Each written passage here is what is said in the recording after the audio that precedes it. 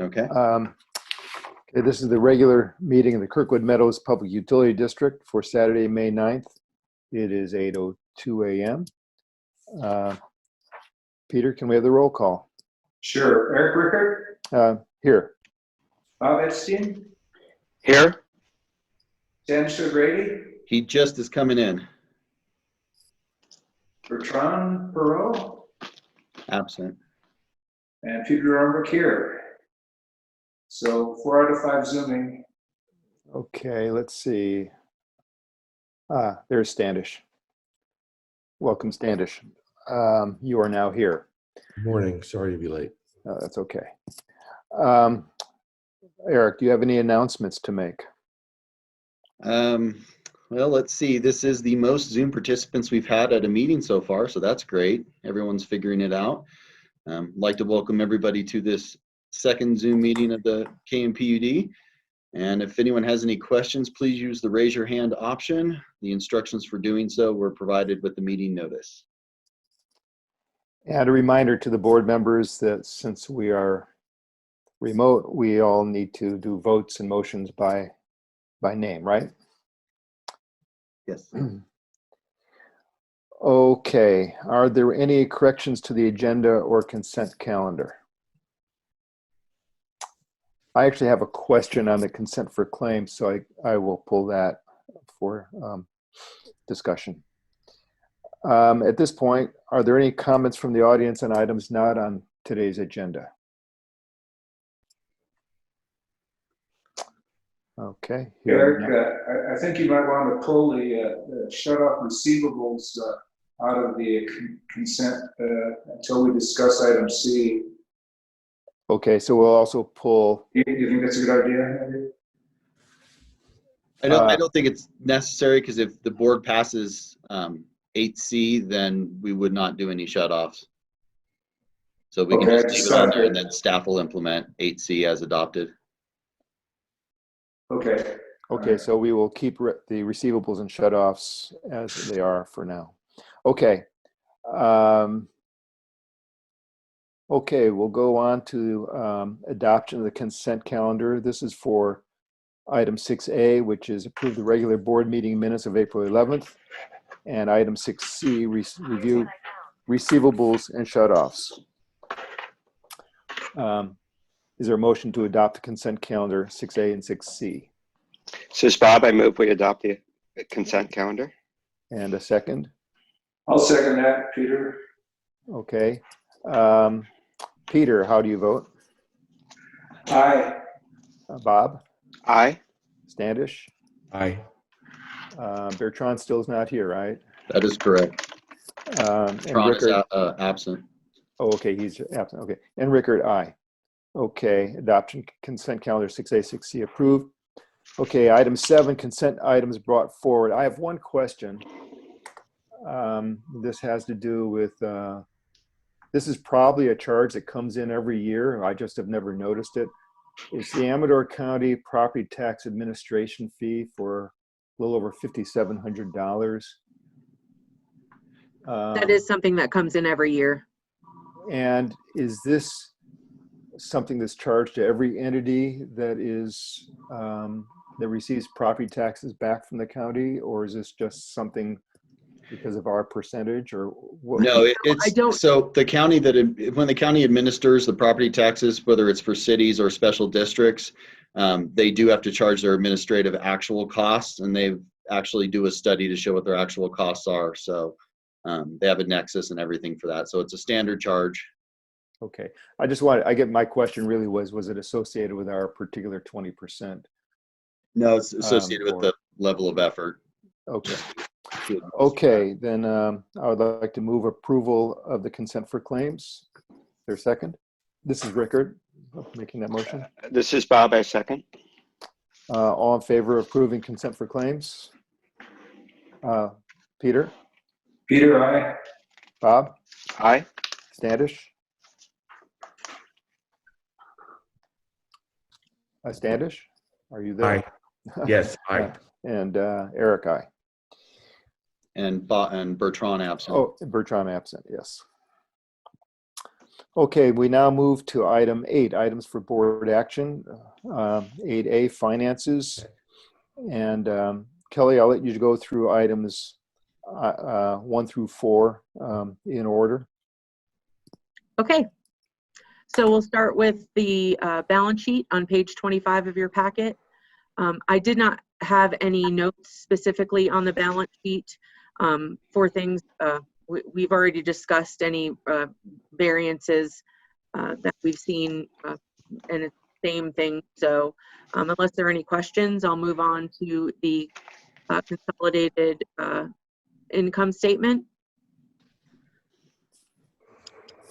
Hearing no questions, I will move on to the combined income statement on page 27 of your packet. You'll note that operating revenues for March were down from plan by $114,000, the majority of that being commercial revenues. And year-to-date, revenues are down from plan by $278,000. But if you just look at commercial and residential revenues, you'll see that commercial revenues are down by $290,000 from plan, and residential revenues are down $81,000 from plan. So considering all of the things that have happened this year with low snow and now the resort closing early, it's very evident, you know, in our revenues to plan. And Kelly, year-to-date, I assume that we should probably be wise in thinking that that will continue to worsen through the summer. I mean, because of canceled weddings and so on. I guess they've canceled through July now. Do I understand that? you know what? I don't know the answer to that. Eric might know. I'm not sure. That is correct. And just FYI, Bertrand just now joined at 8:09. Okay, thanks. You will definitely see it through April, as you'll see when we get to the April revenues, that it definitely did continue. So I suspect that is something that is definitely going to continue through the end of the year. Yeah. I mean, not just being this bad, but even worse. I guess that's my point. Okay. So total operating year to date, we are down from plan by $70,000. So considering the fact that we are, you know, under budget for commercial and residential revenues by almost $400,000, the fact that we are only under plan in total operating by $70,000, I'm taking that as a win at this point. We've definitely seen savings in cost of goods sold, obviously, since we're not selling as much power and propane, we're definitely not having to buy as much. So there's that savings there. But considering the situation, I think that through March being only $70,000 under plan is definitely a testament to us not spending and really taking a hard look at what we're spending our money on and considering the situation. Yeah, I agree, Kelly. It's good expense management. Thank you for that. Okay, moving on to the Parks and Rec on page 30 of your packet. You'll note that year-to-date total operating is down from plan by $20,000, and this is just in relation to all of the time spent working on getting the playground project and fundraising done. Moving on to water on page 31 of your packet. Operating revenues for water for March were down by $1,200. Year to date, they're under plan just by about $1,100. And year to date, total operating for water is actually up from plan by $37,000, but again, still operating at a loss of almost $60,000. And Kelly, there's no timing issues here, right? I mean, there's not an expense that's simply outstanding that. Not for water, no. Okay. Yeah. Moving on to wastewater on page 32. Operating revenues for March were under plan by about $1,100. Year to date, though, they are over plan by $4,100. And year to date total operating for wastewater is up from plan by $153,000. Still operating at a loss of $48,000, but definitely way better than what we had expected. So I'm taking that as a win in wastewater too, because we're usually in a worse situation with wastewater. And considering the fact that we definitely have some expenses coming down the line for wastewater, it's better to be where we are than where we normally are or where we had projected. Moving on to electric on page 34 of your packet. Oh, before you go to electric, Sure. employee housing, I'm assuming that delta is entirely associated with the purchase of either one or two condominiums? Two, both of them. I know we purchased two. I just didn't know if we had one in the budget or not. No, and you'll see that it's all in the interest expense. At the time we did the budget, I didn't know what the interest expense was going to be, so there wasn't anything put in there, but obviously for the upcoming budget, we will definitely budget for interest expense in employee housing. Okay, thanks. Okay, moving on to electric on page 34, and this is where we see the biggest impact in revenues, with March being down from plan by $78,000, and you can see that commercial revenue is where we're taking the biggest hit, obviously. Year to date, total revenues are down from plan by $252,000. The $171,000 of that commercial and $52,000 of that in residential, and internal is down also by $35,000 from plan, which doesn't really make that big of a, I mean, internal revenue, obviously we're paying for it in other departments, so seeing that being down from plan isn't such a bad thing, but definitely the commercial and residential revenues. And then year to date, total operating for electric is down from plan by $50,000, but obviously electric does not operate at a loss, so it's not as bad as it could be. Could you remind me, Kelly, I'm sorry for, you've probably said this a zillion times, but the other revenue line, the $277,000. The other revenue that's the $250,000 that we've allocated for property tax revenues to cover our tier ratios for calendar year 2019. And then also our revenues from our greenhouse gas auction proceeds. Okay. Okay, moving on to propane on page 37 of your packet. Operating revenues for propane were down for March by $37,000. Year to date, they are down from plan by $130,000. But again, we can see that obviously in cost of goods sold, being that we haven't purchased as much, we're seeing that savings. So year to date, total operating for propane is actually up from plan by $19,000, almost $20,000.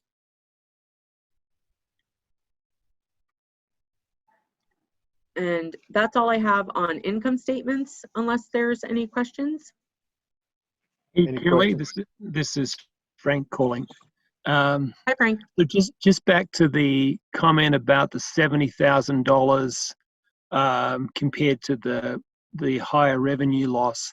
Can you just explain to me a little bit about the timing for the administrative allocation? Because there's expense of $225 and a budget of $0. I guess the budget is in the later months, but how does that impact the $70,000? I'm sorry, Frank, in electric? No, on the very beginning of this conversation, we talked about overall. The consolidated. The consolidated. And if you look at G&A allocations, you've got actuals Right. of $2.25 and budget of $3. So how does that play into the $70,000 comment? Well, the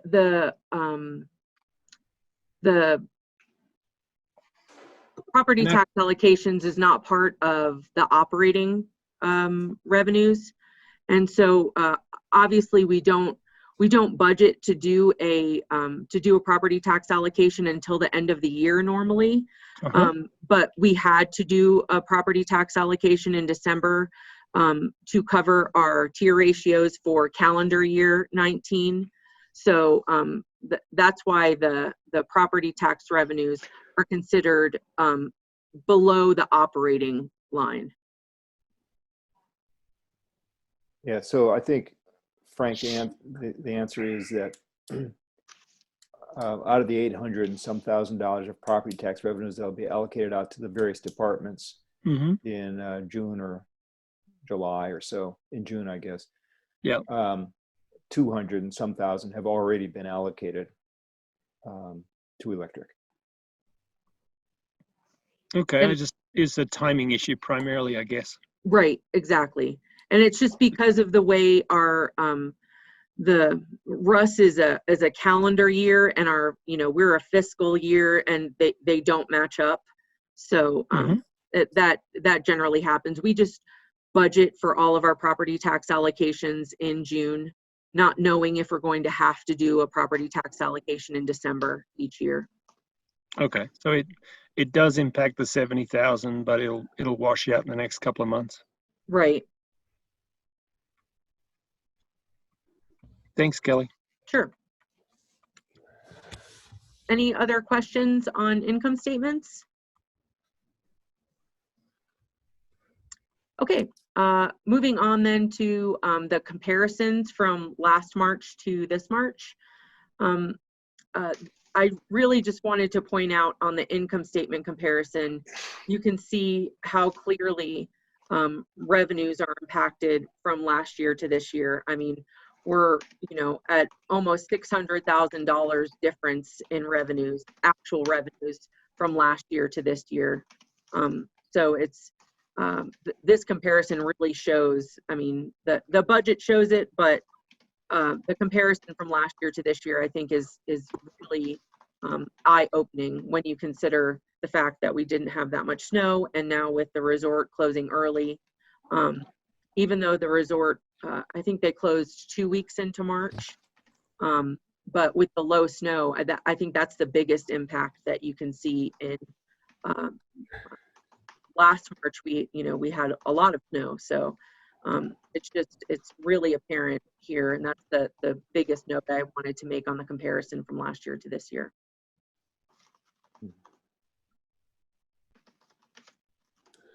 Snow's good. It is. Any questions on the comparisons?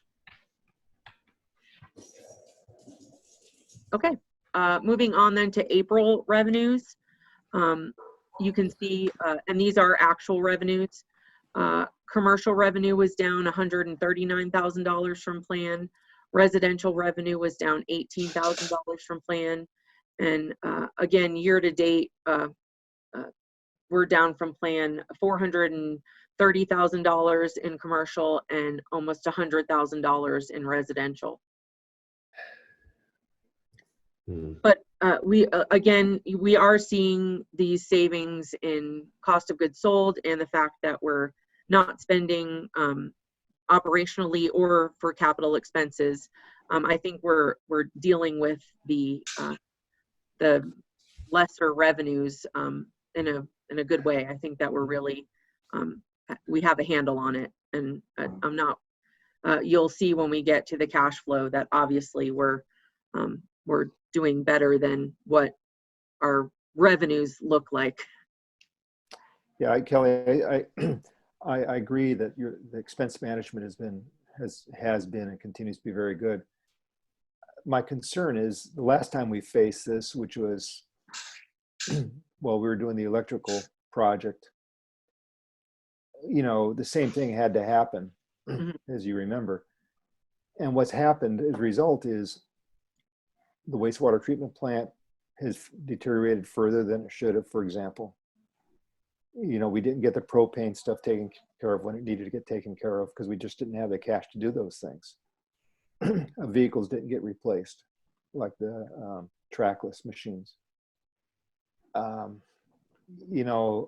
when we get to the budget discussion, I think we should really discuss this and how we avoid digging ourselves into a deeper hole in terms of the condition of our systems.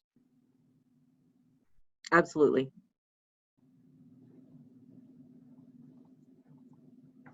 Okay, any questions on April revenues? Okay, moving on then to cash flow on page 43.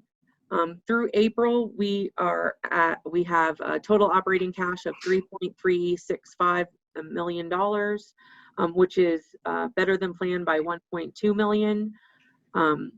And you can see through the end of the year, we're expected to be better than planned by about $1 million.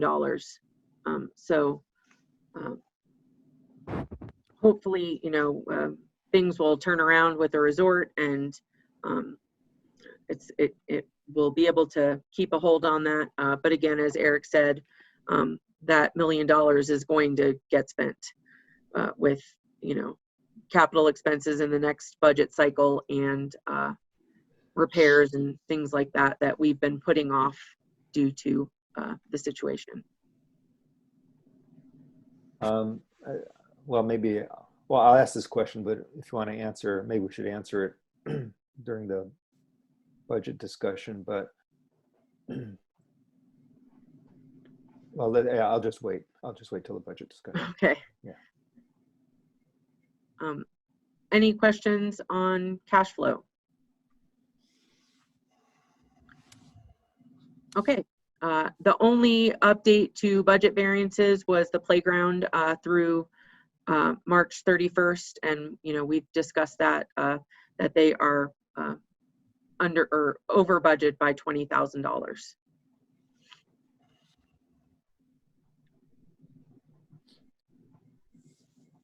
And that's all I have on financial. Okay, well, thank you. Any further questions for Kelly from the board or from the public? No, hearing none. Okay, let's move on to 8B, fiscal 2021 budget. Budget assumptions.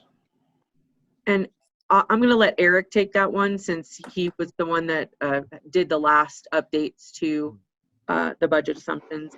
Kelly, I just want to thank you I know you've had to put some extra effort in with one of the positions open. So just thank you for that. I appreciate it. Thank you. So budget assumptions, they've been relatively static. We've updated them with some new numbers in terms of operational projects, but it's been the same as the prior submission. But the highlights are we're assuming units sold is going to remain constant instead of the usual 1% increase that's been assumed previously. So we're going to leave that static. We assume that the water and wastewater rate studies and rate adjustments are approved.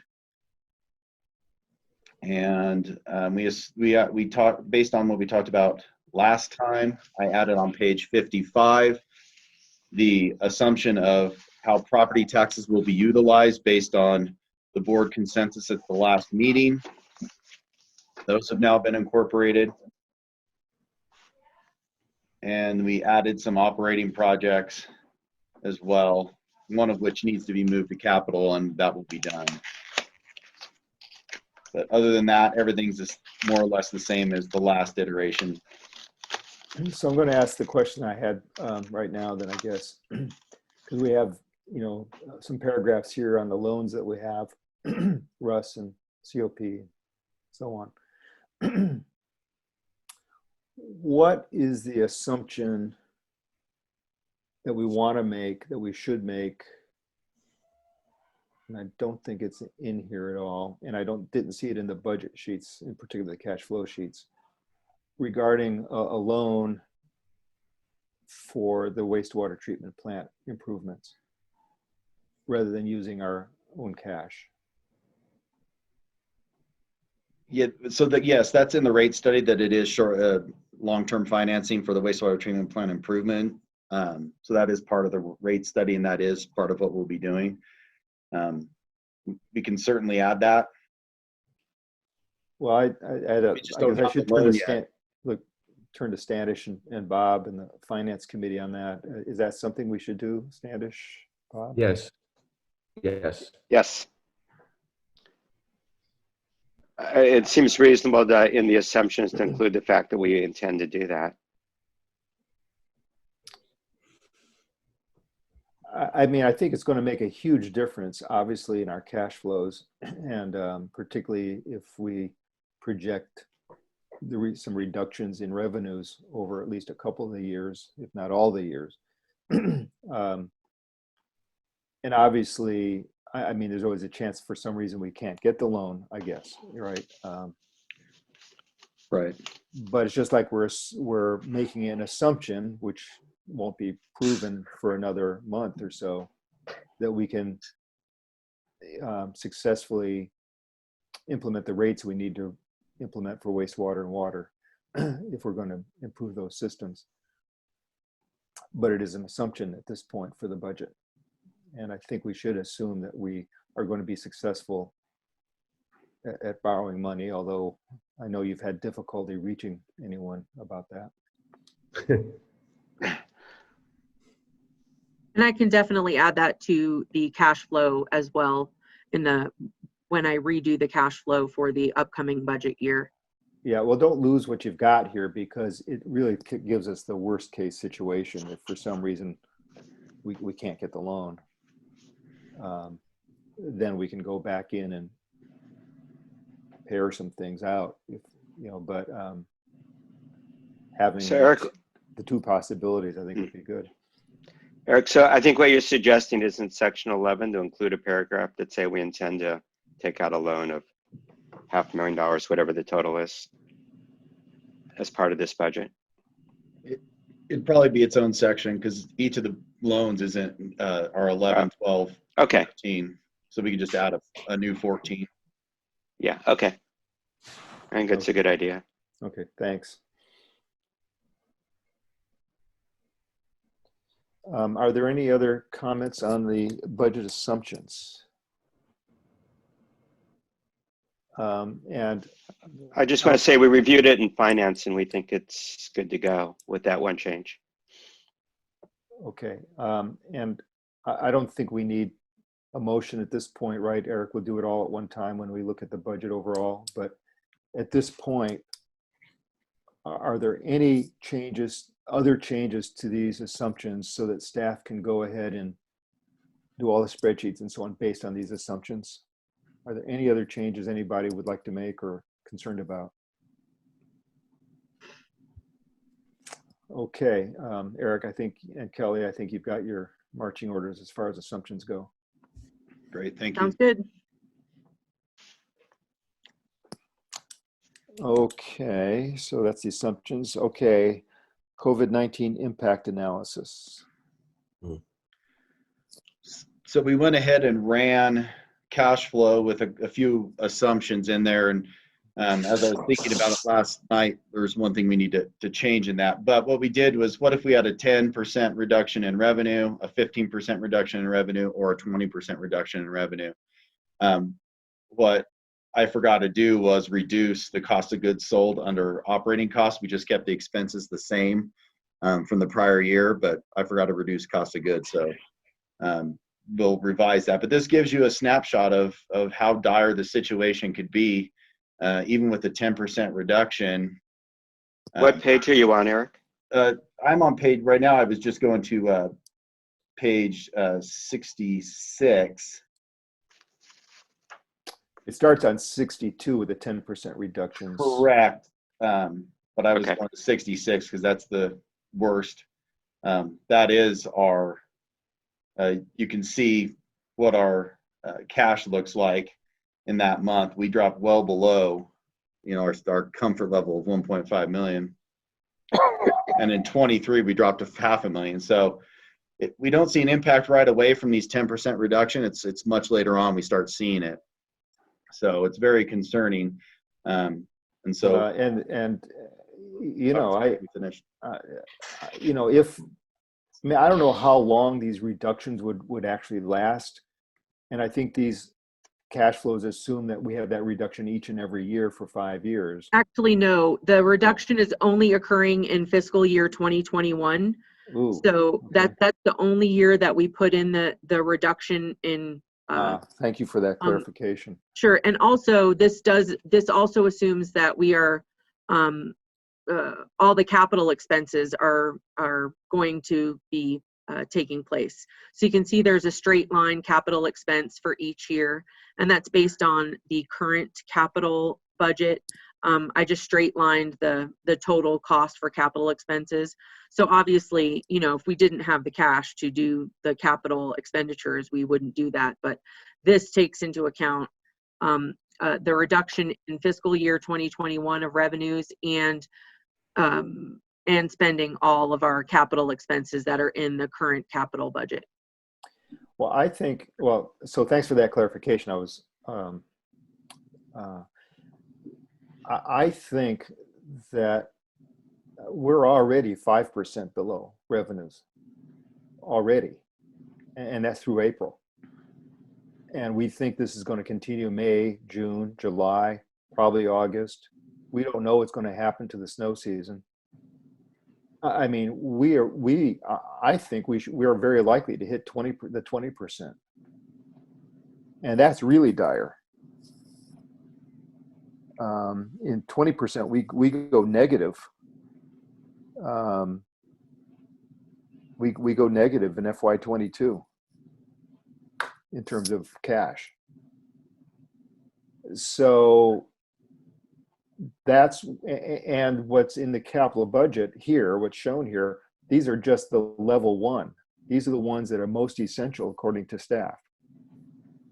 I mean, the nice to haves, level 2 is not exactly just a nice to have. So this is what I was trying to say before. We can avoid doing level 1 stuff, but what kind of hole are we digging ourselves into? Which is why the loan is so essential. Now, if we were able to get a $3.6 or $4 million Rust loan to cover the wastewater treatment plant, that would make all the difference, wouldn't it? Well, we can only draw down what we're actually spending on capital. Well, I know, but the rate study, the study we had done, I think pegged our wastewater treatment plant necessary improvements at something on the order of $4 million, something like that. So if we were able to borrow that at low cost, that would make a huge difference, wouldn't it, in our cash positions? Sure. Yes. So that's why I think that's so critical. And I don't know, Eric, maybe you can just update us a little bit on the difficulty you've had on that one, or where we are with that. I know we've got to have the rate study and the rates approved and so on first, but. Right. Basically, everybody's furloughed or non-essential. So trying to get a hold of a person either at the state for the state revolving fund or at the feds with the USDA, Rural Utility Services, or Rural Development, which is their other name for water, wastewater, has been challenging to say the least. But I continue to work on it, and eventually they're going to be back to work and I'm going to be able to get somewhere. But as I recall, it takes months in order to get an application in, have it reviewed, right, have it approved by staff, then have it approved by some sort of a governing board, and then have the money released. I will tell you that based on what I've learned about what you guys went through on electric, it's much, much simpler and not as onerous for water and wastewater projects I've done with USDA in the past. Completely different divisions and criteria. I never heard of a tier ratio until I got to here. So okay, it's quite a different process, but still it's federal bureaucracy. They're not known for efficiency or timeliness. Yeah. Well, there are two things there that I'd comment on. One, for planning purposes, I don't want to say that the non-ski season doesn't matter, but I think what we should be thinking about is some probability, for example, 50%, that the resort doesn't open, and that's not specific to Kirkwood, of course. I think that the whole ski industry is at risk of not opening, and I think for planning purposes, I don't have a better number than 50%, which that would be catastrophic, I think, for us. The second comment is for wastewater treatment plant RUS applications. We had a handler in the form of Howard Barnes for electric. Is there anything like that for a wastewater treatment plant that we should be thinking about? Meaning an expert. Not that I'm aware of, no. Something we can look into, though, if we want to spend some time on that. Well, you've got some experience, right, Eric, with this, which Yes. helps.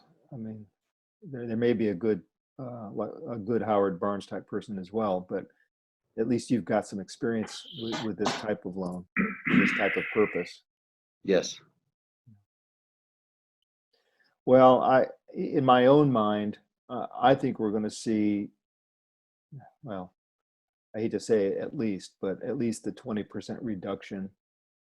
And we've just got to go through with at least the items in this budget for the next fiscal year for the wastewater treatment plant.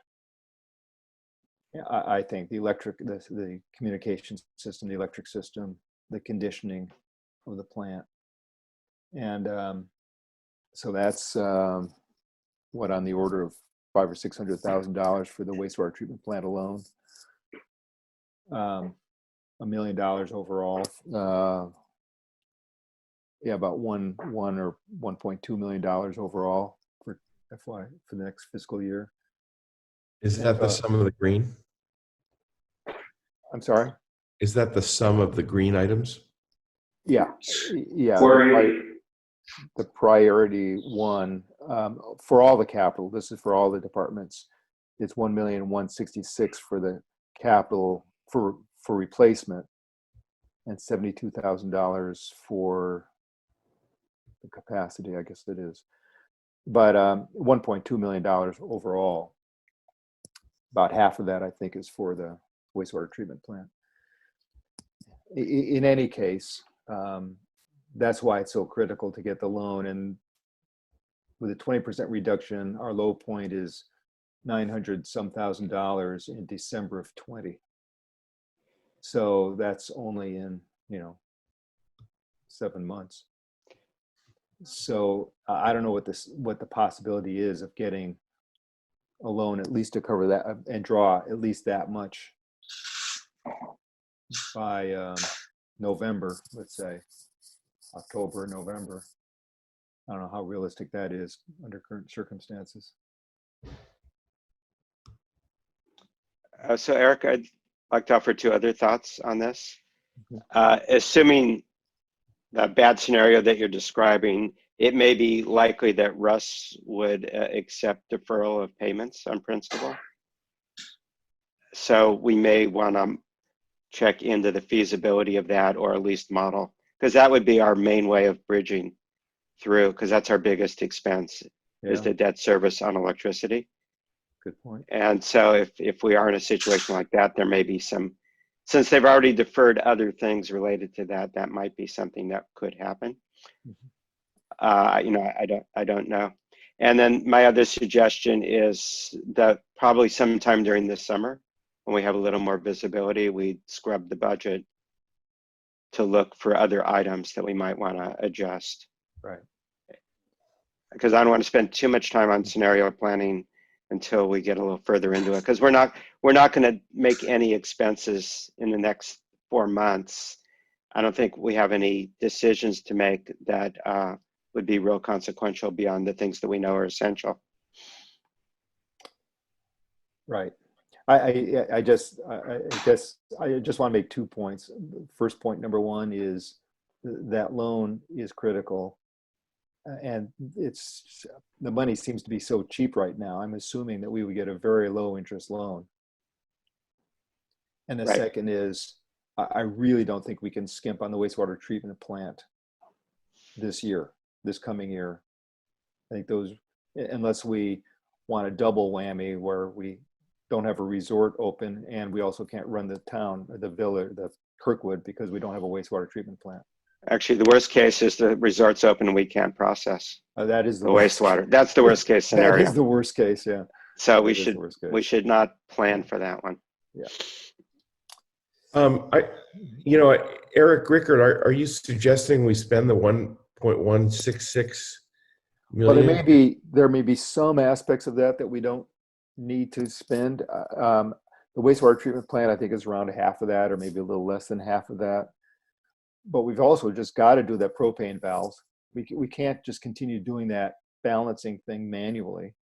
Yeah. So I have a different view, which is, this capital project set of data here, it has a bunch of greens and a bunch of yellows, and that's really in response to I guess me suggesting at the finance committee meeting that Eric with a K really highlight what we need to spend, and what in green, and yellow is what we would spend if we have the cash, which of course we're not going to know this summer until the fall. I'd advocate spending the green, but not the yellow. I just think, again, that there's a double-digit probability the resort doesn't open. Maybe a little clarification. I thought the greens were the level 1 or the highest priority, and I assumed yellow was 2. They are. Yellow and green both are priority 1. The greens okay. are the staff's opinion of absolutely must do, and the yellows are should do, but they're all priority 1. Okay. I didn't understand that. I thought the yellow was priority 2. So hold on a second, Eric. So, and I want to clarify one mistake you made. On page 77, the subtotal of the capital, that yellow line by year, that's not just priority 1s. That is everything, whether it's a 1, 2, or 3 in that particular year. So when you say we have 1.16, that's not just priority 1s. I only summed up the priority 1s for the next 5 years, which is 1.5 million. And that's what is the do you know right offhand? I mean, obviously I can sit here and add it up, I guess, but I'm sorry, I thought that maybe there's a number. What is the green priority 1 and the yellow priority 1? I guess that's what I would like. I don't have that number. We didn't tally that. Okay, well, once the board makes a decision, if that's the way we want to proceed, then I can come up with those numbers quite easily. Okay. Well, I mean, you've got them here, so it's just a matter of adding them up. Correct. Okay. Well, that gives me a slightly better view of things. I won't call it optimistic, but it is somewhat better than I thought. Cautiously pessimistic, I think. Is what I'm going for. More cautiously, really pessimistic. Yeah. Okay. Where are we? Well, what's the consensus of the board? Is it that we want to spend the greens or all the priority 1s? Maybe we should go through on line by line of the priority 1s and get some consensus on that. Yeah, why don't we go through the priority 1s, green and yellow? Okay. So I'll start off with water. So that's your page 78. So one of the things we've been talking about quite a bit is a hydrology study. Obviously, there's been drawdown on our wells, which we'll get to later. But for a new well, given our reluctant reliance on 2, we'd like to wean ourselves off of well 2, which has historic issues. This study would do 2 things. One, it would rely on the prior studies and then do some test wells and develop a profile of where we should drill. We have a potential site on the Tooker site to consider. additionally, it would also perform drawdown tests on our existing wells. We've never done a real study on our existing wells to know what their operational maximums and minimums are. So this would be incorporated into that too. Is it something that can be deferred? Yes, but we'll just, I think our aquifers are going to recharge quite nicely with the winter we had and with nobody being here. So I think it could be deferred a year, but that's what that project was. Any questions on that? Or should be deferred? Maybe that's a better question. Well, no, it's just good to know what it is. I mean, When will we actually start implementing that?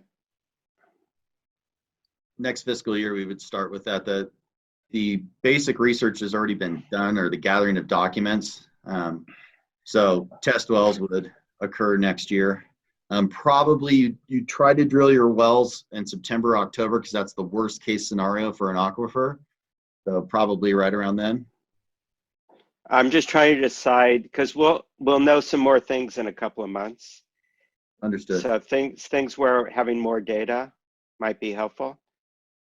And so is this one of those things where if we decided in 2 months, it would impact it one way or the other? Right. Yeah, we would definitely know. I mean, we can leave it on, and as we talked about at finance, obviously management is not going to spend money unless it's absolutely necessary.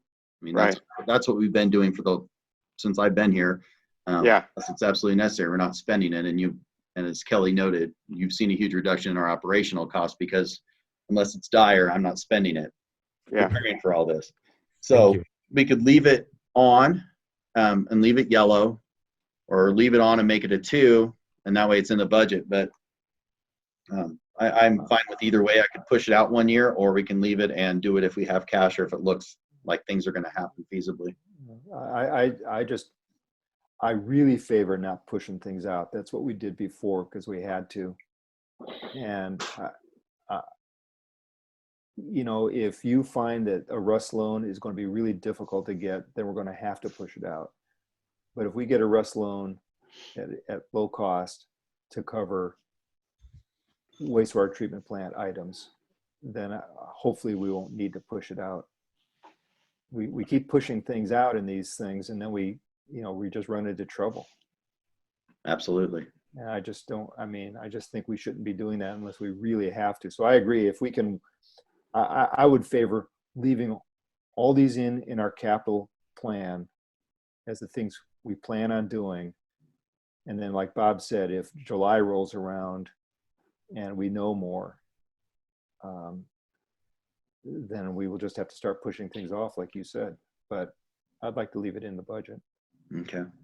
Bertrand, Peter, Bob, Standish, your thoughts? I agree. I agree.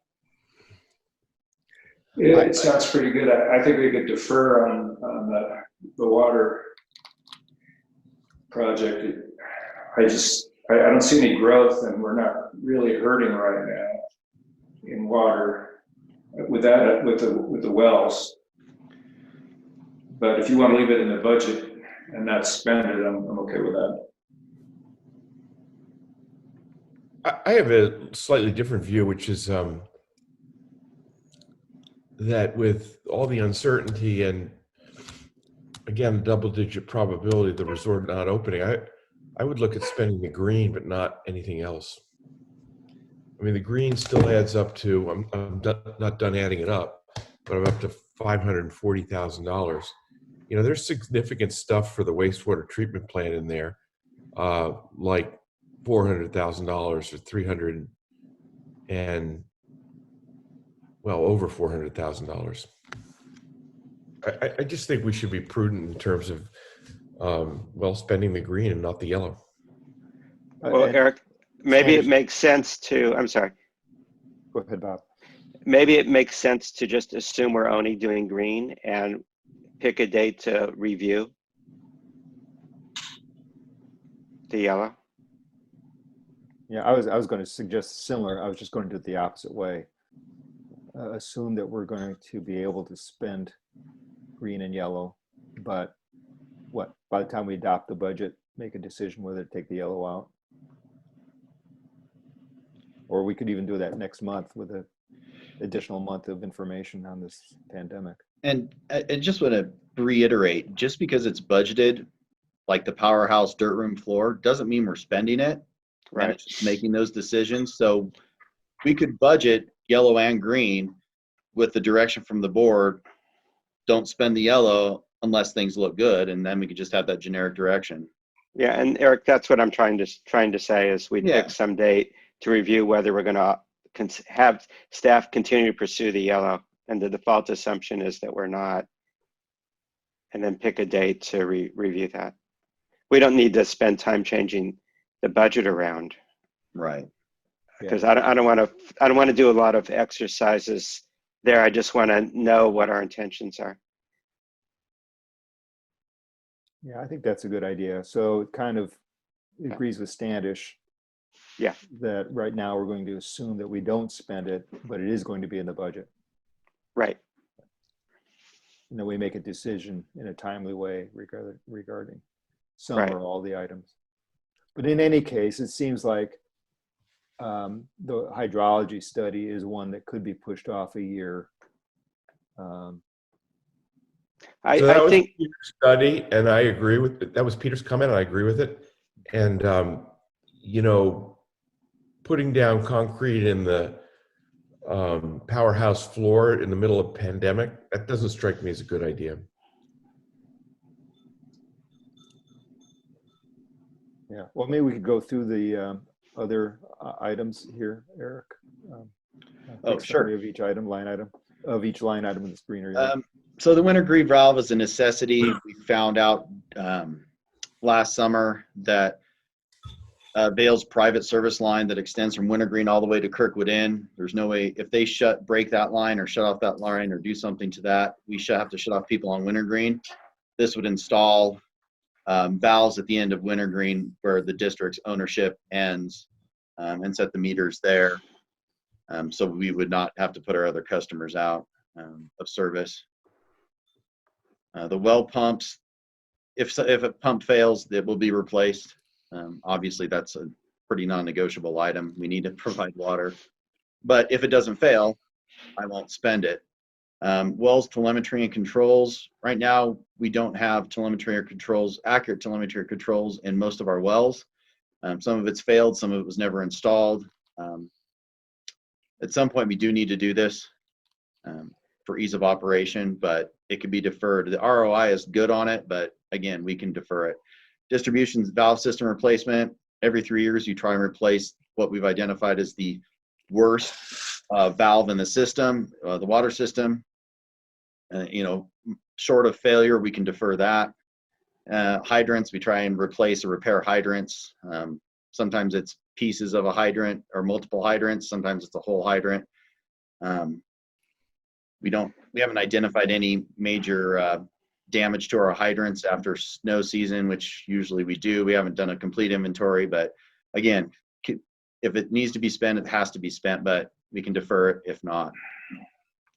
Eric, just one comment on the well telemetry and controls. An acquaintance of mine who does a lot of that in Africa speaks very highly of this distributed system that's very inexpensive.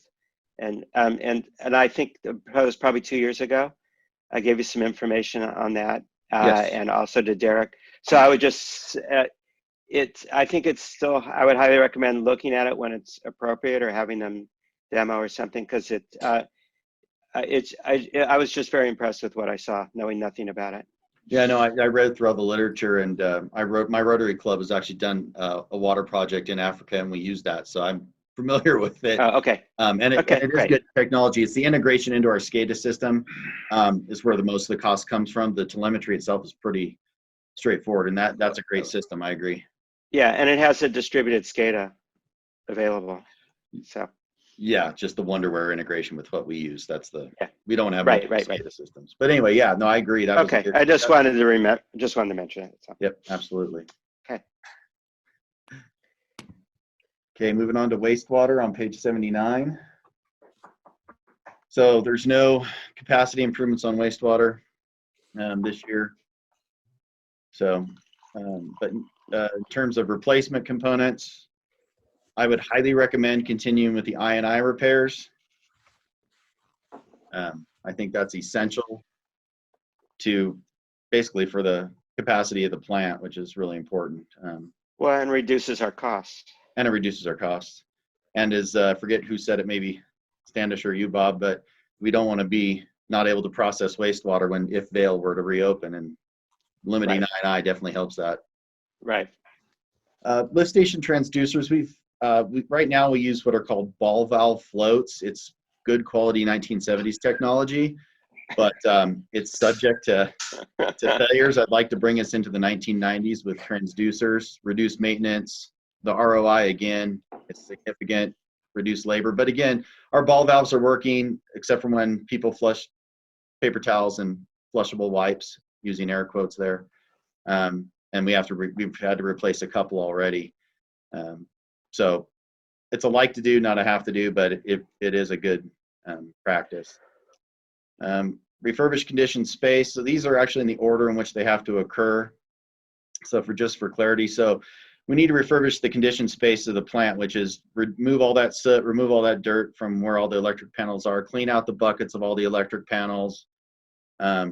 Once it's cleaned out, then we can do the new process fans, which will also help reduce the impact on those electric components. And then we would do the electrical upgrades. Electrical upgrades are important before we do the SCADA upgrades, which is next year, or the year after this coming fiscal year. The high core brush replacement, if anyone remembers a couple of years ago, we were reporting on this with great regularity. With the high core went down, we rehabbed the brush with some duct tape, baling wire, and bubble gum. It needs to be replaced because if it goes down, we're in a world of hurt. And we've eked out another year out of this. So I would again say that's not an option. The CIP heater, if this is another one of those, if it fails, we have to replace it. But if it doesn't fail, I can limp along another year. So that's a like to, but it may become a have to. We can't do our clean in place process without a heater. So it's one of those things that just, if it fails, we got to fix it. But let's hope we can push it out one more year. But that one's a good example that if we can finance this with debt, there's no reason not to do it. Right. And then for disposal side of things, leach field cleanouts. Our leach fields were, again, constructed with good 1970s technology, but it's become problematic for operation of the leach fields, which is to operate those cleanouts in a way such that they're efficient. Basically, what cleanouts allow us to do, it's a big sweep at the end of each leach lateral, and it allows us to blow out the accumulated sediment, gunk, roots, whatever is in those leach fields. Right now, we have no way to do that, and the leach fields haven't therefore been cleaned or expunged since their installation. It's a capacity issue. Again, we don't want to have to shut down the valley because we can't process or dispose of wastewater. We did 2 last year as a pilot test, and we intend to do a full field this year now that we've done a trial run on it and have the system down. I would argue that's very, very important. Leach field meters, this is one that was in the budget assumptions for operational. We moved it over here. Currently, we have non-functional meters at our leach field. It's a requirement of our reported waste discharge. Now that I found out that those meters aren't functioning, we must do it as a requirement by the state. Any questions on wastewater? Yeah, I have a question. Since we're pretty much all in agreement that those 3 items, refurbish the conditioned space, the electrical upgrades, and the exhaust fans need to be done this summer, can we start the bidding process now prior to approving the budget? Because what happened last year with the roof is we waited until after the July till we had an approved budget to start the bidding process, and we barely got the roof on before it started snowing. And I see this year as an opportunity to get those 3 items done on the wastewater treatment plant by putting them out to bid now. How does the board feel about that? Yeah, I mean, it sounds like a smart thing, Peter. Eric, what's your thought on that? Yeah, we would just need to retain an engineer to develop the plans and specs, so we can get on that if we want to spend that money now and do that. I would push back a little one on Peter said. All 3 of those items are inside items, unlike the roof. Sure. So we can actually do the work during the winter if need be. Except that if the resort's operating, is that what we want to do? I don't think it would be, I don't think it would impact our ability to treat the water because we can alternate trains and those sorts of things. And it's not the SCADA, it's just the electrical. So we can do that in phases. I would imagine that would not impact operational capacity. But is there any reason not to proceed with these if we're saying that these are must-dos? No, we can start. I can go find an engineer right away. I can skip the RFP, the request for proposal process, just go back to Stantec and say, okay, we're ready to go. I would recommend that, especially the refurbishing the conditioned space. That's going to be pretty nasty, I would imagine. It'd be nice to get it done now when it's really quiet and there's nobody around. Yeah. Other board members, thoughts on that? I agree. I have a question related to the leach field meters. Is that the same as the absorption bed meters? Yeah, they're called, yeah, I don't know how I don't know what an absorption bed is, but I know what a leach field is. I think it's just a nomenclature. They're listed in the database as absorption beds, which we can fix, but they are reporting. So is it just they need replacement? Because they do report. Yeah, they're not reporting correctly. Yeah, the ones that are reporting are incorrect, according to the wastewater supervisor. Oh, okay. So, all right. So they're putting in numbers, but they're not doing it properly, or some of them are zeros and some of them aren't. Okay. Well, the one that goes out in the report is just maybe I could talk to you offline and explain what's going on. Okay. All right. Thanks. Any other questions on wastewater? Yeah, Standish and Bertrand, do you have an opinion on whether or not those 3 items should proceed soon, right away? I support spending the green, not the yellow. Yeah, there was this, well, Across the starting board on before- this capital before It's we- getting started on next year's projects in this fiscal year, I think, is the question that Pete suggested. I support this. Me too. Okay, Eric, I think you can get started on those 3 items that Peter talked about. Absolutely. Absolutely. Okay. Okay, moving on to employee housing. On page 81, the only 2 must-dos are window replacement, where we have some leaking windows, and door replacement, which is the front door, which is a security issue. Everything else, unless it fails, I'm not replacing it. I support that. I do too. I concur. I agree. As do I. Excellent. That was easy. Page 82. Hopefully we Well, just keep things at $2,500 or less, and more easy. Well, I do my best. Fire on page 82. Hose replacement, radio reprogramming, and structure gear PPE. It's just stuff we have to do every year and continues on. Any questions on that? Good. Moving on to electric, page 83. As we told finance, under capacity component, we've had some trouble with unwanted attention and up at the powerhouse at all odd hours of the night. We do have video cameras, so we do get alerts. But you know, the ability to respond, or if the on-call operator is checking the checking that or getting those notices is the question. This would put 2 gates on Powerhouse Road above the middle lot. It just protect us from inadvertent, you know, unwanted attention. So, and it would reduce the amount of on-calls because we get less calls for the cameras. So that would help that. So a good ROI and important security measure. The ammonia tank gauge supports.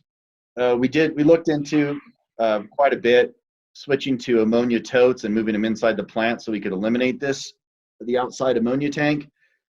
Due to HVAC and Cal OSHA requirements, we can't do that without significant cost. So we're going with a cheaper option, which is repairing the gauge on the ammonia tank and supporting the piping out there in case we get another winter like 2 winters ago, which broke it. Backup PLC, unfortunately, we had to use our last PLC on the shelf. The last thing we need is that going down. So we need to replace that. Grounded bushings, that's a safety issue. We need another grounded bushing. The CEMS screen replacement, this is part of our Air Resource Board compliance. They're failing about every 2 years, so we need to replace those. It's just that, again, it's part of a permit, non-negotiable. Transformer retaining walls, although this would be a good return on investment, avoiding crushed transformers. It's one of those, well, we can wait another year. We've waited 6 years and maybe we'll get lucky one more. We've only had a few crushed so far. So that's one of those should do, but maybe don't have to do. Mountain Club transformer and a few more down, snowmaking transformer. These are currently budgeted projects. This is just bleed over of labor and installation because we're not going to get the third transformer until July. So this is a continuation of the project. We've already spent the big money, which is buying the transformers. This is just a labor component. The Fremont Court transformer. This is the transformer in our system most in need of replacement. And be better to replace it on our terms since we don't have a backup should it go down. Powerhouse relay programming. We've talked about that at the last board meeting quite a bit. It's definitely important to get that going. We have Dave Rightly working on it. This may come off if it gets done this year. They're supposed to be out here this month, but we're waiting to see with COVID if that's going to happen. Snowmobiles is a safety issue for us to be able to get down in the winter. Right now, only Rick is able to skin down there. For some reason, Rick was injured or off that week and this happened, we would not be able to get to KM Green in a safe manner in compliance with Cal OSHA requirements. So that's why those are on there. And that's 2 snowmobiles, one for, so we have a backup redundancy should something break or someone get hurt.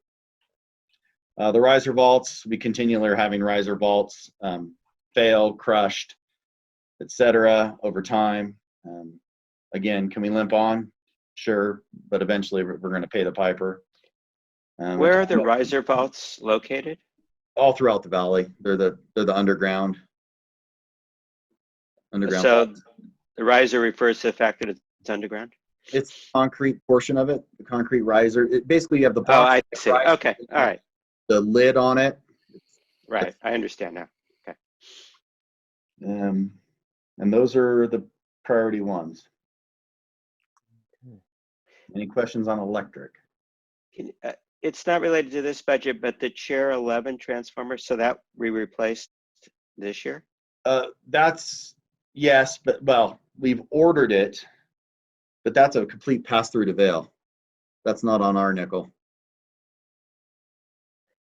So Chair 11, we don't own that one? We own it, but they broke it, so they had to replace Oh, I got it. Okay. They broke it. So this is the Pottery Barn transformer? Yes, it is. Yes, they were the Merrill Lynch bull going through the China shop. Got it. Okay, now I remember. Thank you. Sure. Any other questions on electric? I have 2 questions. The transformer retaining wall, how big is that? I mean, can you give a sense of the size of the project? It's just one or multiple? It would be a couple, and the size of the retaining walls depend on the location and the slope coming into it. But we would try and get a couple done of the most critical ones where we constantly have issues. Okay. And then for the snowmaking compressor transformer, so is that some KMPUD own that transformer or is that different? We own that transformer, yes. And we already bought it. We just haven't replaced it. That's just the labor component. It's continue, like I said before. Thank you. Again, I support the green, not the yellow. And I question why we would want 2 snowmobiles. For safety, Yeah, but how often do you go down there? Not very often, right? And 100% redundancy?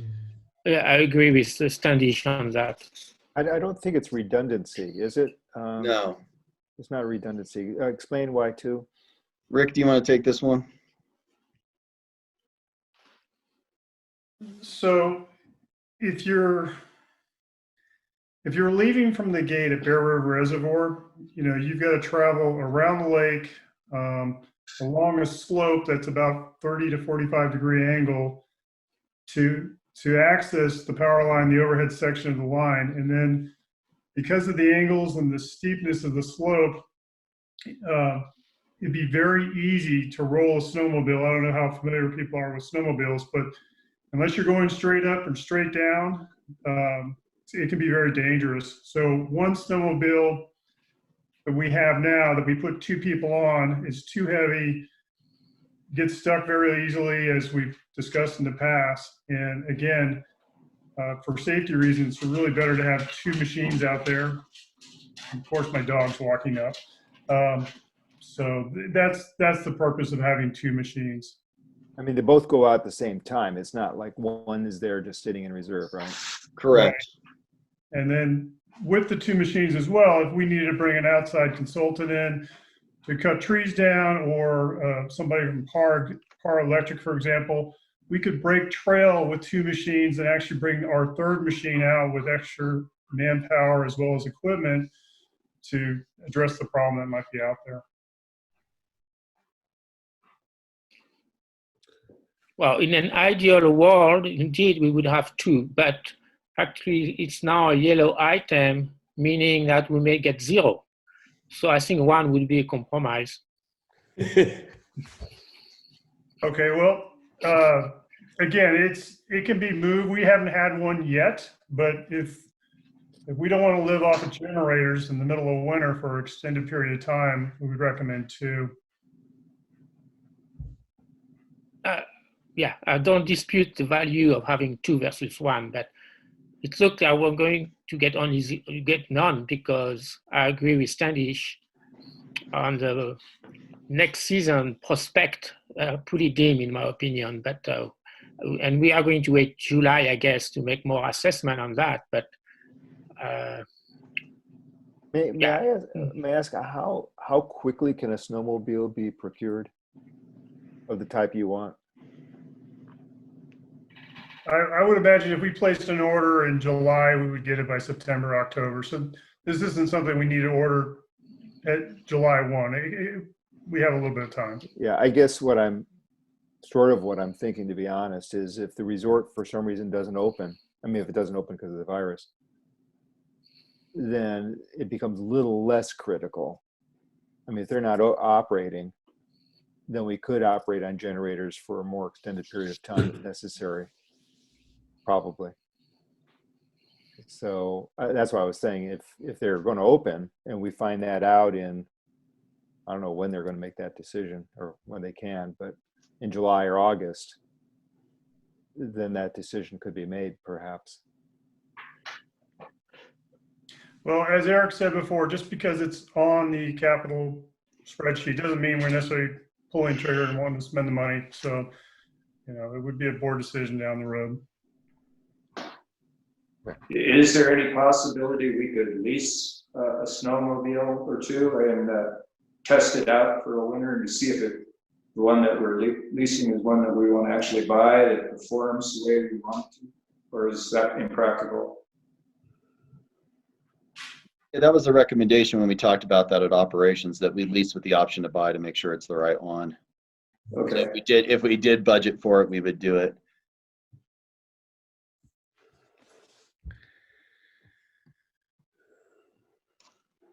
Well, I think this fits into the category that we discussed earlier, which is we don't go and change the spreadsheets, but we make an assumption. What was it, Bob? We're making an assumption we're doing the greens and we decide Right. on the yellows later? Yes, Yeah, okay. but we leave the budget alone. Yeah.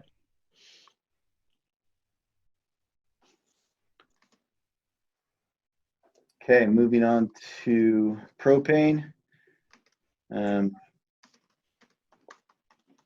propane rate study, because we have some significant projects that we should be doing soon, which is the installing the curb stop project, which we'd be bidding out. We do it in 2 phases. We need to make sure that we have sufficient capital in propane or sufficient rates to support the capital projects that are needed. This goes back to Eric's, decades of deferred maintenance. It was finally catching up to us. And this also goes back to the 2 explosions. So that's why we're recommending the rate study, so that we can do the capital projects that are needed to bring the propane system up to snuff. They're definitely much less than the wastewater treatment plant, but they are there. They are in the hundreds of thousands. Eric, we discussed this in finance. I mean, in the past, we've done these rate studies in-house, and this one seems incredibly simple. So I would just one more time like to request that we reconsider whether we're doing an out-of-house expenditure on this. I agree with that.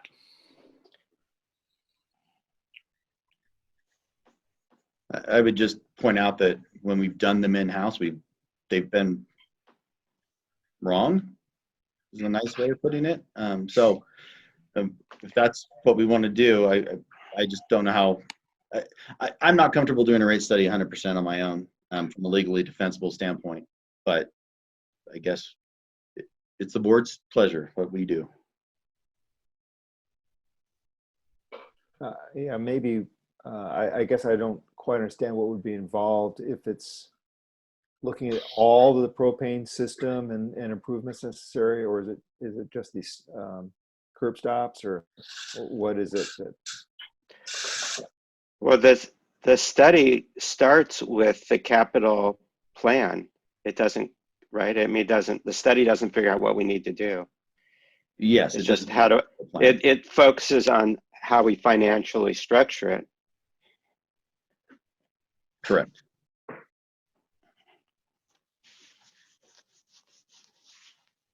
I can move that to a yellow, or we can take it out. I guess I just, because I'm not clear on what other things are necessary over time. That's, I mean, there's nothing in here about curb stops in the. Yeah, sure there is. Oh, Yeah, it's in the capital down. budget. I'm sorry. Way down here. So we're talking about $600,000 over 5 years. Is that what the study would cover? Yes. It's actually, the capital is actually 500 and something. So this is like a significant percentage of that is just the study. Wow. Okay. I support moving that. Have you talked to a rate consultant just to see if it will really cost $37,000 to do this scope of study? No, I just used the numbers from the last rate study. Okay. Well, I don't know if you could make a couple calls or something before we have to finally approve this, but Sure. it just seems like it's a high percentage of the whole thing that we need to do. So, Right. you know, that's bothering me more than anything else. Right. My request is maybe we could go in a little more detail in the finance committee and maybe Yeah, see if the please. recommendation. Please, that would be great. Thank you. But I think that if we could actually find out from a rate consultant what it might cost given the scope of the work itself. Will do. I support moving that to yellow personally. I think we are going toward difficult time And I think if you have a way to do that in-house, and maybe I'm happy to offer my help to review things if that help. No. But I would prefer we move this item to a yellow at this stage.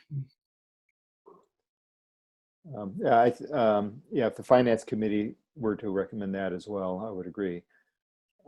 Let's the finance committee handle that.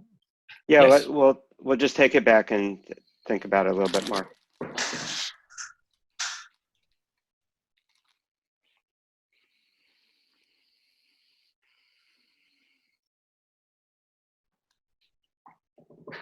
Anything else on propane?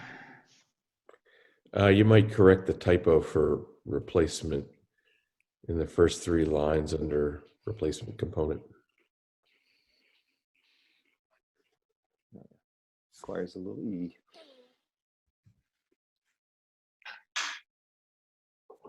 Sometimes when you cut and paste the first one. Well, consistency is good too. Yes, but mindless consistency is the hobgoblin of little minds. I don't want to be accused of that, so I got it fixed. All right, well, the record will be corrected. It's already fixed. I've doing this lifetime. I got 3 screens running, so we're good. There we go. There we go. Okay, snow removal. These were already approved by the board. Trackless tires and the trackless reconditioning. That's 3 tracklesses being reconditioned this year. So should be no questions on that. Right. Moving on to cable. Just a placeholder we have every year. The cable equipment, our stuff is getting a bit old. As witnessed by me not having a camera today on me. It failed. So this is just stuff to do with the broadcasting of the board meetings. Now that we have Zoom, I don't know what costs we're really going to have aside from maybe, I don't know what we're going to have at this point. If we continue with Zoom after this as our broadcasting method, which I would recommend, I think this goes away. But this is money that comes into us from Volcano for this purpose. So if we have costs, it's a pass through of that income. Could we use that to make sure all of staff have high quality headsets and mics for the staff that actually are involved in Zoom? Yes, I would argue we could do that. We do have good heads. A few of us have good headsets, but I think you missed or maybe you were in when I was telling Eric that since my camera died Friday, Yeah. Drew tried to find it and he could only find 4 in all of Amazon. So Right. But I just mean, like the headset that I'm using, I mean, it gets a really good quality mic and I can turn my head and you can still hear, and having these for everybody. Yeah, no, And that's not expensive. No, I definitely think we can budget for that. And if you would, I think you sent it to me once, but I can't recall. Just send me the brand you're using. So I have my preferences, but Sure. I'd appreciate Okay. that. All right. I'm always looking for better AV equipment for my personal use too. So Okay. thank you, Bob. Moving on to Parks and Rec. Can you send it to me too, please? Sure. Parks and Rec, we'll talk about this a little bit later. So this is the ADA and improvements, the labor only component.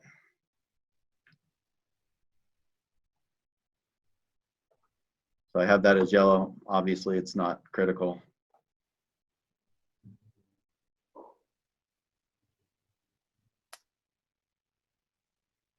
Okay, moving on to solid waste. We do need to replace some of our dumpsters that have failed. So this will replace about 3 dumpsters. We've limped along as long as we could with, again, duct tape and baling wire and bubble gum. So it's time to replace them. We do have a current quote for the dumpsters that Vail were to come in, so we know what they cost. So this will replace the 3 of them we have. Any questions on that? Moving on to Operation Shared. We have asphalt repair, the carpet replacement. There are some tripping hazards, but we'll just start putting duct tape down on those. It can limp on another year. The door replacement, the front door, that is a safety issue at this point. That door is not doing well, so we need to replace that. And then road barriers is a safety issue for employees when they're working out on the roads. So definitely need to have those in there. The computers, if a computer fails, we'll buy a new one. That's kind of where we're at on that protocol at this point. But only if they fail. Concrete paving for snow removal. This would just facilitate snow removal at the CSB and employee housing. We've lived without it all these years. We can continue to dig by hand for the time being. Just most of our small snow blowers have gone down and in the trash, quite frankly. Office equipment, that's only if we absolutely need something, chair brakes, that sort of thing. Vehicle tires and a new administrative vehicle. Any questions on shared? Okay, that's it for capital then. Okay. Okay, so finance is going to review, in particular, the propane the study, and we will wait for a month or possibly two to decide on the yellow status of the yellow. Yes. Do you need anything else from us on this at this point? No, that's great. Okay, Good- well, it's good a very point. good review, Eric. Thank you. That was Oh, my pleasure. very, very good. I get to play with spreadsheets. It's always a good time. There you go. I'm a simple man. Yeah, I agree, Eric Christensen. Thank you very much for turning these into greens and yellows. You're welcome. Okay, you want to go on to then the wastewater treatment plant rehab status. Okay, that was just a brief update. So one of the things Standish said was, what's our rehab plan?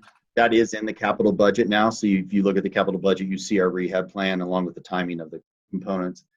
The only thing I had to add to that was the most recent failure I wanted to share with the board cost us $13,000. And you can see there's quite a detailed outline of what they did from pages 90 to 92, what it took to get things running. So just emphasizes the importance of getting those wastewater treatment issues done.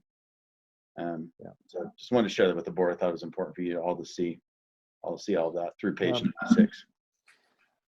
For the finance committee and for Eric, so I just want to go back to the budget. So in June then we'll see the proposed a balance sheet and income statements now that assumptions are understood and capital plans reasonably understood. Yes. Yeah, Kelly and I will work on getting those updated, and along with the COVID 10, 15, 20 percenters. Oh, okay. So there'll be the full department by department Yes. sheets we've normally had in our budgets. Yes, I think we're ready for those. Finance will have them in June, and then board will have them in June as well. Okay, thank you. Okay, let's go on to item 8C, which is service suspensions, penalties, and shutoffs during COVID-19. So there's a lot of information in here, but basically there's a few things that have been happening. One, the governor issued an executive order relative to water only, and I want to emphasize that, to water only, that there are no shutoffs allowed of water beginning March 4th, and anyone shut off after March 4th, but before his executive order, had to be turned on. We don't have any in that category, but that is what the governor's order said. Second thing, under a separate executive order, was a recommendation and not a requirement that utility providers, whether they're investor-owned or municipal, suspend shutoffs and defer late penalties for people that could demonstrate inability to pay due to COVID-19 impacts. So what I did was create a resolution, and this has been through finance, and this is their recommendation. Create a resolution to that effect. So I'll just run through those items, starting on page 97 at the bottom. Number 1 is that our board will declare a state of emergency. 2, that customers who demonstrate financial hardship and inability to pay due to COVID-19, that the board orders that the process to discontinue water, wastewater, electricity, propane, and/or solid waste for non-payment shall be suspended for 60 days from the date of this adoption of this resolution. So that is what finance recommended. So all essential services, all enterprise funds. The third, number 3, for demonstrated inability to pay due to COVID, that late fees. This is a question that we're bringing to the full board. Shall they be waived or shall they not be waived? There's no requirement that they be waived for late fees. It's only the shutoffs for water and number 2 that was required. So that's something that needs to be discussed. Number 4, again, it basically authorizes me to work with people on payment plans should they demonstrate an inability to pay. Number 5 basically says it does not apply to non-enterprise or voluntary services. So that includes snow removal, miscellaneous fees, time and material if someone comes and requests us to do work that they want us to do that's not essential, the non-payment would not apply to those services. And then 6, that the board authorizes me to take all actions necessary and appropriate in my professional and reasonable discretion. So that gives me the discretion to work with people and whatnot to temporarily suspend or deviate from ordinances, resolutions, policies, and procedures. 7 is that this authority terminates when the state of emergency is ended by both the state and the county, or 90 days, whichever occurs first. Eric, just a quick question. For item 2, it says 60 days, and item 7 is 90 days. Are those in conflict, or am I not reading them quite correctly?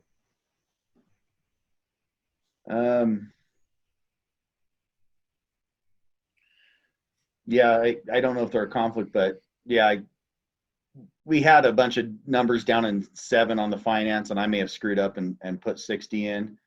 Or put 90 in or deleted the wrong one. So that may be my mistake. I don't recall, Bob, if you recall, maybe that was 60.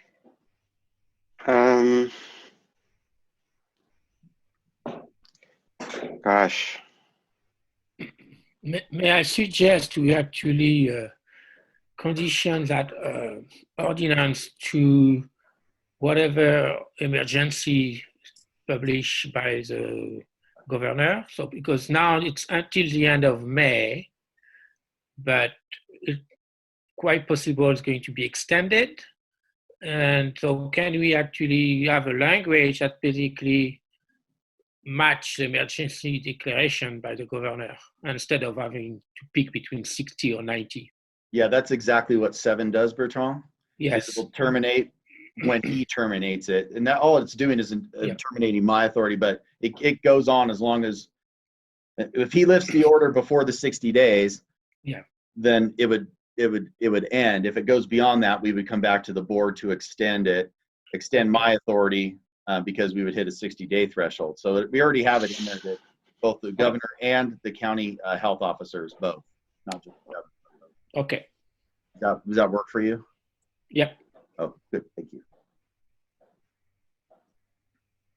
So this would, if we pass this today, obviously, then this would go into mid-July. Yeah, it would. Yeah. So 60 days from today would put it at July 8th. Mm-hmm. And we have a board meeting on the 5th, so we could revisit it then, or revisit it then. Yeah. Yeah. So let's make it 60 then, and revisit on July 5th if necessary, if the state hasn't acted first. Yeah, absolutely. I'll put that on the agenda for coming up. I'll get that on there. Eric, as part of this, I'm wondering, since Terry and Jeff are both on the call, if we could ask them for an update on what's currently happening with the counties.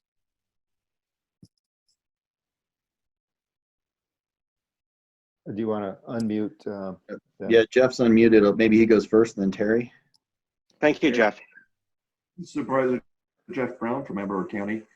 Our health officer has allowed, as what the state has allowed, is allowed retail businesses in the do curbside business, and we're starting the process to open up as much as we can that's allowable by the governor. But we don't have any forecast of what the governor is shooting for in a timely manner. That is what we're running with right now. And Terry, thanks, Jeff. Terry? Okay, and you get to listen to my dog drinking water right now. So, of course, he chose to do it right now. It's pretty much the same with us, too, with our county, and we'll be turning in our attestation letter next week to open up other businesses. But actually, you know, most of those other businesses don't really affect us. We don't have toy stores or florists or, you know, that kind of thing. So I don't know, but we're trying to move ahead. But things have been changing on the governor's side almost daily, and it's just hard to keep up with his guidelines. Okay, thanks, Terry. Okay, back to the board for a moment, or actually anyone in the public who has a comment on the waiving of late fees for this period of time.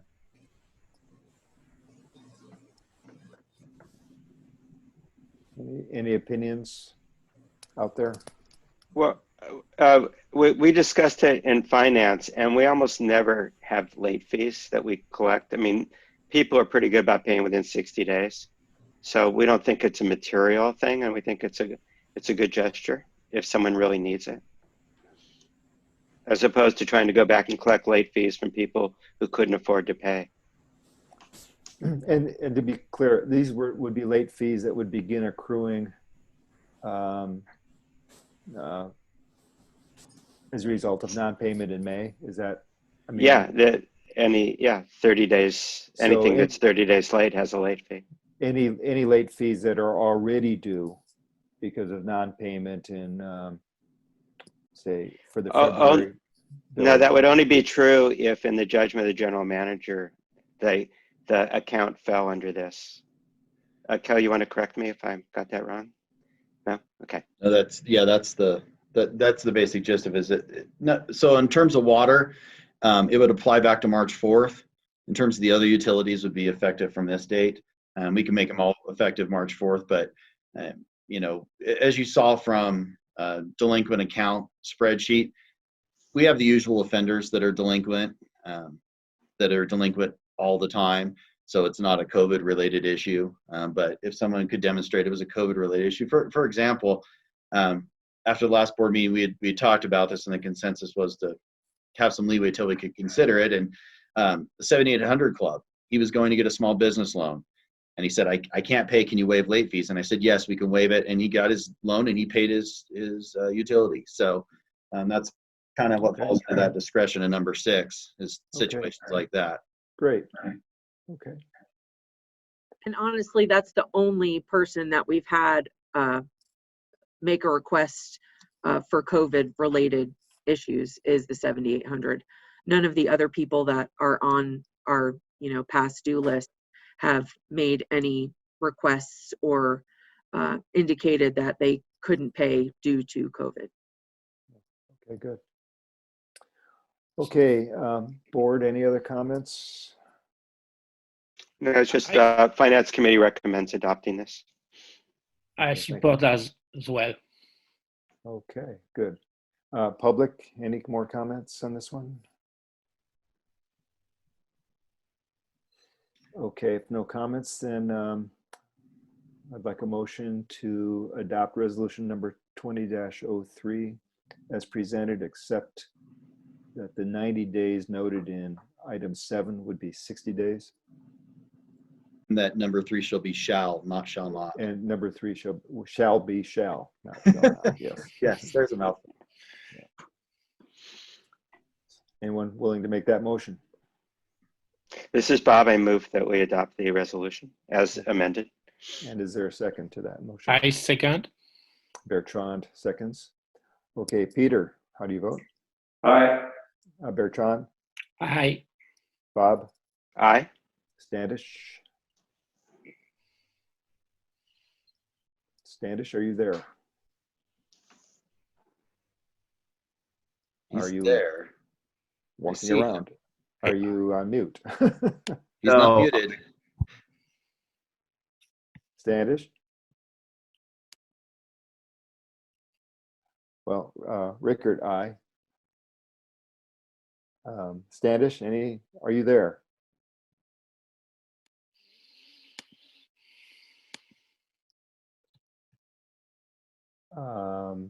He just said aye in chat. Got it. Thanks, Standish. Okay. Of course, we could always vote this way too. Yeah, that's true. Okay. Okay. Unanimously adopted. Thank you. Okay. Let's move on to the solid waste Vale. Okay, I keep muting myself. I have to remember to unmute myself. So we've been in discussions with Vale about potentially coming into the district's voluntary solid waste program. They provided us their 2 years of tips from South Tahoe Refuse, which you can see on pages 110 and 111. 110, that's their tips. That's their dumpsters. Page 111 is the amount of dumpsters we have and our volumetric capacity. So you can see Vale's has a little less dumpsters, but more capacity than we do. So it's pretty comparable. And then we got their tips that they provided from STR and the volume. And what you can see is in 2018, they were about 176% of the volume we dealt with. And in 2019, 145%. The average is 165%. So this would equate to 1,066 base rates. So because we have 634 EDU solid waste accounts or base rates, or 645 base rates, 634 accounts. So they equal 1,066 base rates. Eric, on page 112, yes. if it's important to understand the terminology, I confess that I actually don't know what this refers to. Okay. So, well, thank you. I'm sorry. I got way too familiar with solid waste. So there's three categories. Currently, there's 2 categories of service the district provides: landfill refuse and recycling refuse. Okay. They're dealt with differently, and we have different billing rates on them from ACES. So what you can see is the landfill and recycling tips. I take it back. We have the same rate on them, but they go different places. And what are the units? So tips are how many times a truck comes and tips the dumpster into the truck. Oh. So okay. what you can see is, for example, that second column, 4th row, January, Vale had 171 landfill or recycling tips. That means the dumpsters went up into the truck 171 times. Uh-huh. Volume in cubic yards, CY is cubic yards, that equals 1,026 cubic yards of landfill recycling. Was that the content is that the content at the time, or is that just multiplied by the size of the no, that's container? Multiplied by the size. Okay. Yeah. So you assume it's full even if it's not? Yes, we assume it's full, because then that's how the district operates. We wait till they're full to tip them, and we were told that was the same protocols. They wait till they're full to tip them. Okay, I now understand. Thanks. No, thank you for catching that, Bob. Like I said, sometimes I get too technical for my own good. Okay. So anyway, so that's the landfill and recycling component. An additional thing that Vale does is they currently separate their food waste into 3 cubic yard dumpsters at various facilities. Then it's hauled to a special facility, non-landfill facility, for processing. We don't currently provide this process, and ACES does not currently provide this anywhere. But they're willing to do it if they can find a food waste processing facility. So they've started that investigation. They found a potential one in Lodi. So that would take it. All other facilities are currently full and not accepting new customers, of which they're aware. But this one in Lodi is actually fortuitous because currently ACES provides sludge hauling for the district to a facility in Stockton. They are equidistant away from Kirkwood in terms of the total trip mileage, plus or minus about 3 miles. Mhm. So we currently have a contractual component with ACES for hauling of sludge. So we have a way to quantify what it would be for hauling the food waste, the hauling portion.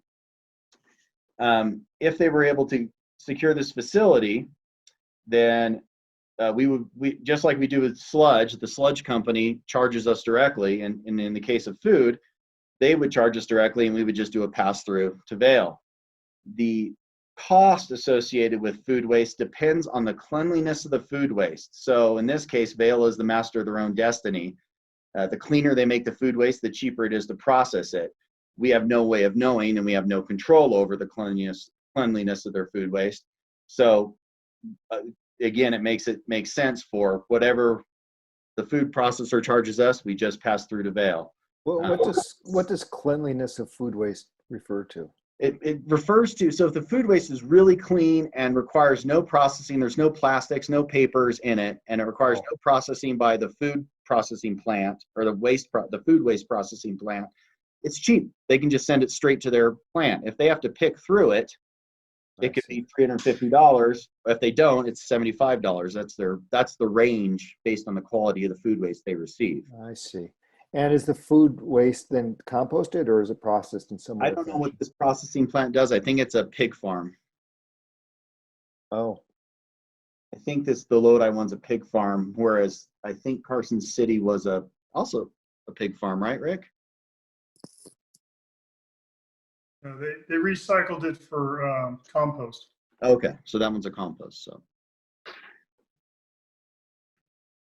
yeah, the reason I ask is I was just wondering if there's any opportunity for residents to participate in this service. I know that would complicate the billing. it'd be very labor intensive for us to manage, because we'd have to manage food waste containers. And the other component, homeowners don't generate a lot of food waste, and these by law must be dumped every 7 days. You cannot let them go more than 7 days. So we could have a lot of inefficiency and a lot of transportation costs for very minimal cubic yardage. Highly recommend against that. Okay. And then the final component is the dumpsters. Just sent out an addendum to everyone. Hopefully you all got a chance to look at that. On pages starting on pages 117 through 119. But the district would need to buy new dumpsters as a result of this. And so the question becomes, again, it would be a policy question: who pays for the dumpsters? Is it spread across all of solid waste, or do we lease them? And this is staff's recommendation that we lease them for the interim, and then if we pass a mandatory solid waste ordinance, then we could purchase them and deal with that at that time. And ACES would lease them to us. Go ahead, Bob. Could we have an initiation fee? Under the current ordinance, no. But yeah, just looking back, basically people just sent a letter to the district and said, we want in, we have 45 units in our condo complex. Great, you're 45 EDUs or base rates. And that's how it was done from 95 forward, as people opted in or opted out. So you can see the recommendations, that the equivalency be set at 1066 based on their solid waste, disposal volumes. We'd charge food waste as I outlined.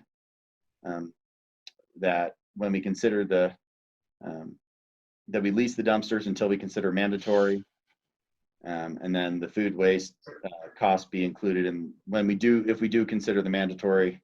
Or when we consider the mandatory, whether we adopt it or not remains to be seen, but we consider the food waste component of that at that time. Okay. And what's the sum of the container costs? Is it the sum of those 3 items? Yes. So I can run through that real quick. So Okay. page 117 This is the landfill dumpsters. So that's what those cost. And then the recycling dumpsters is page 118. And the food waste, Vail asked to go to smaller dumpsters in the 3 yards they have now. They wanted to go to a 2 yard. So that's why there's a difference between what they currently have in this. That was their request to go to 2 yard dumpster. And that's the food waste dumpsters on page 119.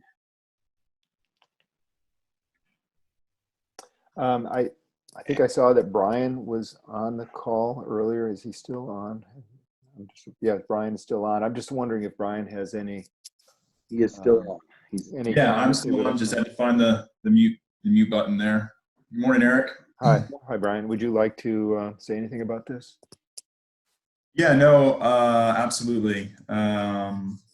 I think good morning, everyone. We're excited about the possibility of partnering with the Kirkwood community and the PUD on the solid waste program. It is still very important to continue our efforts in the waste diversion and looking to seek a new partner in doing so.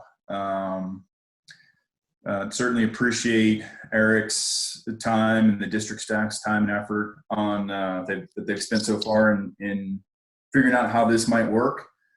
A couple questions still exist out there, and one would be this estimated cost for base rates on the EDUs based on the total EDUs calculated. Is this something that is reviewable over time, or is this going to be just like a fixed rate, or is this potentially going to vary with volume? I guess is the first question. And secondly, if it's not if it is not based on volume, how often is this reviewable? The estimated EDUs, I suppose. Yes, to my knowledge, aside from when people came in or went out, the EDUs were never again looked at. It only was when people opted in. I think we definitely, when the board considers a solid waste, when they consider the mandatory solid waste ordinance, we could put in a protocol to review that.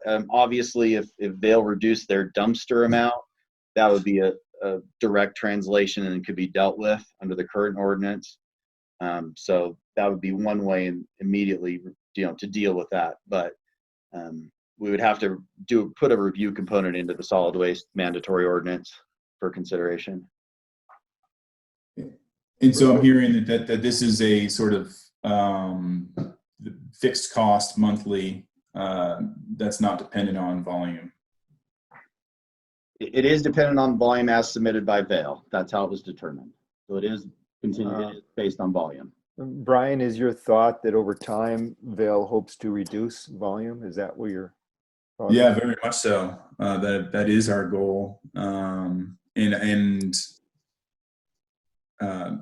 mean, and to be honest, I've only taken over. There was a change in who owned this project on our side just last Friday, actually. Tim Stansell, who's our environmental manager, was asked to take a furlough. And so I've picked this up, and unfortunately the individual that provided these numbers as well was furloughed. And so to be honest, I haven't actually been able to go through and validate all these numbers to make sure that this is really what we want to base our potential cost structure on. So what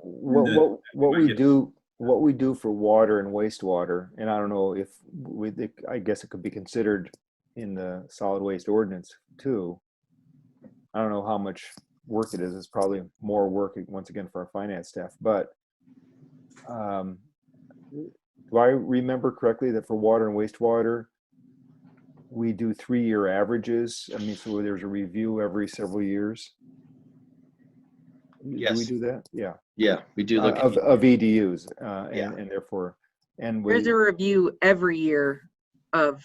I see. Of all the services, all the EDUs, water, wastewater, electric, and propane. And And so it's adjusted based on 3-year averages, right? And Right, it's it's a adjusted. 3-year average divided by the current last year's residential total. So yes, but it is reviewed every year for every service. And so it's 3-year average, and it's segmented into tenths, like 1, 1.1, 1.2, et cetera, EDUs. Correct. But Erica, before we go down that path, just want to make sure we understand the component of that. We have meters that tell what each and every single customer uses in terms of water.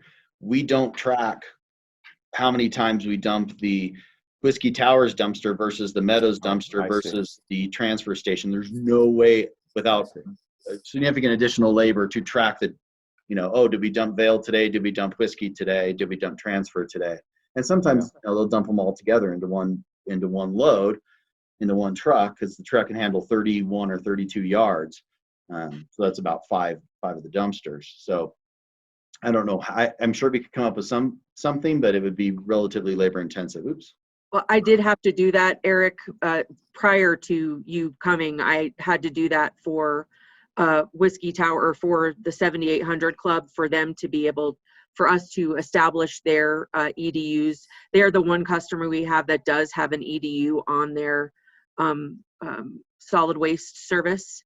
And I had to, pull all of the invoices for a year and do a calculation based on how many tips we did for that dumpster. So I did have to do that, but it was prior to Eric being here. That was when Michael was here. Well, this is something to consider. How we would do it. Could we do it? Or would it be a matter of a Vale or any of the customers, larger customers, coming forward with evidence of a change, I guess. I don't know how we would do it, but it seems to me, Brian, the answer to your question is right now, it's been calculated based on current volume, and it's not adjusted going forward. But that's something that could be discussed, somehow considered, when we consider a mandatory solid waste ordinance. Yeah, understood. That makes sense. And we certainly are going to want to track our waste separately, as well as the only way to really make an impact and keep a scoreboard on how we're doing. With regards to waste deferral, is to understand our production of waste, what does it hit. So. Yeah, and Brian, I'd just like to add that we don't want to discourage you from reducing your waste either. Right? We'd all like to see you get to close to zero waste if you can. So we want to be part of that, not charge you whether you do it or not. That's great. I appreciate that, Bob. Understood. Okay. I'd like to add a comment on this due to COVID-19. So let's assume for a moment that the resort cannot run next year because of the COVID-19 situation not being solved. So they will basically generate no waste. So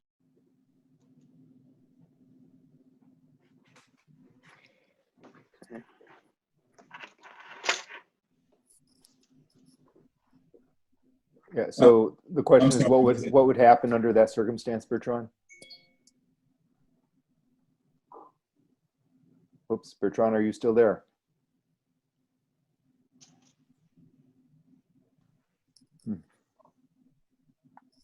Still shows he's there. Bertrand, we can't hear you if you're saying anything. Maybe you could use the chat tool just to say whether you can hear us, or raise your hand or something. I think he's frozen out. Well, it's a good question. Let me just continue with that. I guess we would just evaluate what happens under that circumstance. Yeah, I anticipate, honestly, I anticipate the solid waste ordinance starting the process as soon as we get done with budget. So if it looks like that, we probably would have this thing reviewed through finance twice and the board, and potentially adopted before ski season would even open. So you could add some component to that. Okay. Yeah, so this at least would get us through to the point of that discussion. Yes. Okay. Brian, anything more from you? Let's see here. Yeah, with regards to the food waste recycling, yeah, I mean, I can attest to the fact that that is pretty labor intensive. A few comments there. We do monitor it daily and do have to remove contamination several times a week. And stuff that ends up in there, and that's based on us really working hard on a program to educate our employees, and primarily at this point, just on our employees, is back of the house food waste is primarily where we're focusing. We have had what we call trash goalies of sorts that do take waste from guests, and then the staff actually goes through the process of sorting the front-facing waste that's produced. So and we also do have homeowners that bring us some food waste. Folks that are particularly involved in Expedition Kirkwood.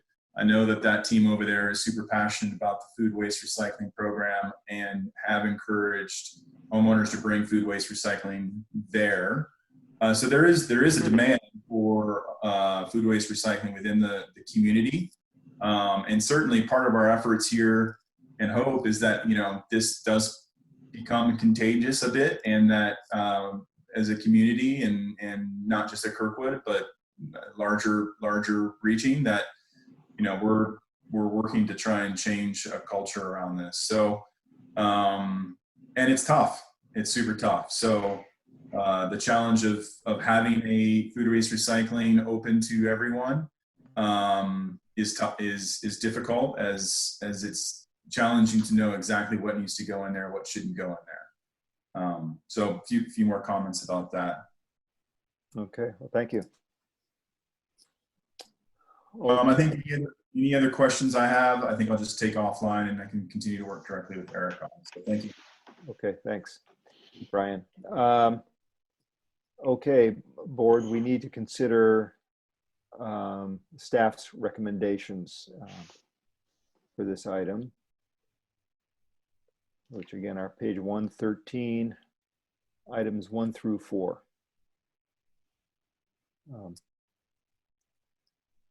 Let's see, has finance looked at this, or has operations looked at this? I can't remember, Peter, did we look at this in operations?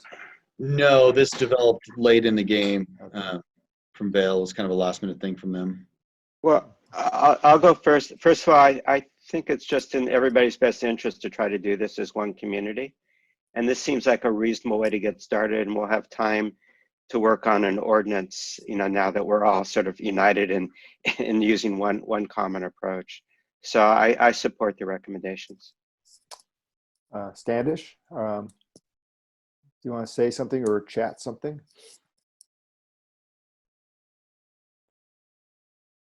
We'll wait for a chat. Peter? Yeah, I concur with the recommendations. I think it's a good starting point. There are a lot of other issues that need to be resolved long term, but I think we responded as quickly as we could. We didn't have much warning on this. Yeah. I mean, Vail's already had their dumpsters removed to a large extent, so I think we should act now. Standish says he supports the recommendation. Thanks, Standish. That was through chat. And Bertrand, if you are available. Oh, sorry. Oh, there you I are. am. Okay. Hold on. Yes. You're We can hear you you. hear me? Yes. Yeah, we can yes. hear you now. Yep. So what I was saying is I do support the recommendation, with a caveat that I think when we do the new ordinance for mandatory waste treatment, that we actually rethink the way we actually adjust the volume considered for the EDUs based on reality, because we want to encourage people to generate less waste. So I think they should be rewarded. But as of now, I do support the 4 recommendations of the staff. Okay, thank you.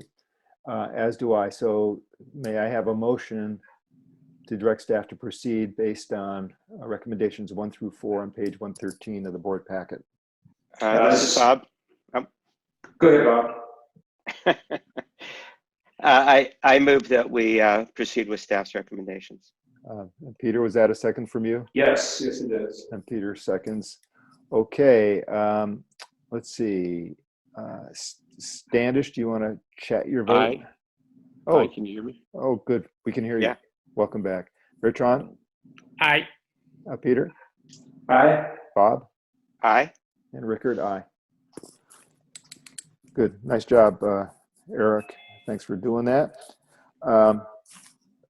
Performance reporting. Hi, good morning, everybody. Hi, Brandy. Morning. Welcome. So if we start on page 120 of your packet, performance reporting for the month is here.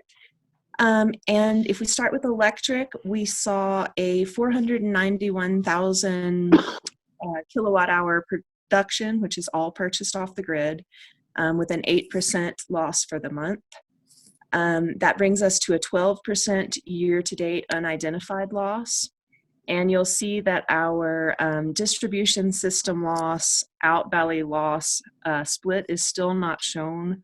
That is going to be resolved when we are able to get Dave Wrightley and crew out here for the upgrades to the switch gear. So that is still a work in progress. The 8% unidentified loss for the month, however, is correct. We just don't know the split. For propane, we ran about even for the month, a slight negative loss of -2%, and we're running -3% year to date. We do normally see a changeover in the warmer months, so we'll wait to see what May and June hold for propane. And then on to water, you can see both a dramatic drop in total production for April, production of just over 700,000 gallons from the wells. Unidentified system losses are higher this month, 217,000 or 31%. But this comes off of 3 record low percentage loss months. So our year to date is 12%. And we don't think that we have any major leaks out there. We have higher production at the end of April, which leads to higher tank levels, which accounts for the way this looks here. Do you think that'll correct, somewhat self-correct in May then? I do, yes. I expect to see that come down. And then lastly, for wastewater, our influent meter at the plant was at 1.6 million gallons. I totals of that are 1.1 million gallons, so 71%. So we have started the big melt. I did look back at April from last year. We were at 75% I last year. So this number is close to last year, slightly lower, and we're going to see how May and June look, but we are enthusiastic about continuing our rehab project of the collection system so that we can continue to see this number come down. Are there any questions on the monthly numbers before we move on to aquifer levels?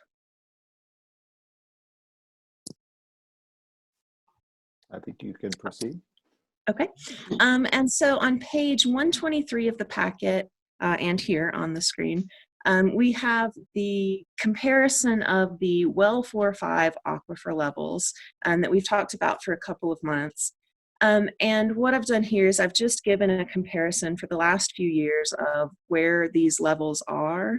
The bright blue is current year, and you can see that we are lower than we have been, but we're kind of in the mid-range of where we've seen this over the past few years. We have used this well 4 or 5 level in the past to kind of track the health of our overall water system, based solely on the fact that we have reliable data, we think, from that well. But as Eric pointed out, earlier, we have not done drawdown testing or anything else on that. So the drops you see this year and last year are based on running well 4 or 5 more in an effort to produce a higher quality water than running well 2, as we had done a few years prior. And so I just wanted to put this in the packet so that you could see kind of where we are, the seasonal trends. We do tend to see this aquifer recover over the summer months and peaking right before the end of the year. And so I'd be happy to discuss that more if anyone has any questions or comments. I think this is really helpful to see the year-over-year comparison. Yeah, the only thing I would say is this somewhat supports the notion that at some point we should be doing that hydrology study and deciding whether to replace well 2. Because this is what happens to 4 and 5 if we don't operate well 2 as much. And I think that probably the low point might have been, wasn't well 2 out of operation for a little while? It was. At some point. I can't remember if that was this fiscal year or last. I think it was 2019, wasn't it? Yes, it was. And so you can see the impact on 4 and 5. You can see, the second from the left vertical bar. And I'm assuming, but that's because we weren't running well 2. We couldn't run well 2 for a while. And that's what happened to 4 and 5. So if we lose well 2, I'm not sure how much slack we've got in our water supply. So I think that just supports the notion of that hydrology study. Any other questions or comments on aquifer levels? If not, we will, does that finish the performance reporting then? It does, doesn't it? Thanks, Brandy. It does. Thank you. Okay, item F is playground phasing and prioritization. Have to keep remembering to unmute myself. So this may be moot now that it's become a yellow on the capital plan. But again, we'll continue to monitor as we go forward. But due to recommendations both from our insurer as well as California Special Districts Association, it's unlikely, and the governor's order, which puts playgrounds in stage 3, it's unlikely that we would be allowed to open a playground until stage 3, which is, as Terry said earlier, constantly changing, but months and months out was the stage 3 comment versus weeks and weeks. So what we had planned to do was to demolish the old play structure footings as soon as the site was suitable to do so, meaning that the soil's not saturated. We're not putting giant ruts in there and creating potential discharge issues into the creek. And then we would do site grading, surveying for the pathways and the playhouse pad, and then pour those in late July. And then the new playground equipment, we would install then, that should just say August, not late July, and then reopen it based on the order. So that's the recommended plan. But we do have labor component, which again was put in a yellow, so it's obviously not critical in the situation we're facing. But let me just comment on that. I mean, that we're not reducing our labor at all. So we're paying for the labor whether we use it or not. So this has more to do with where we want to allocate labor than any savings.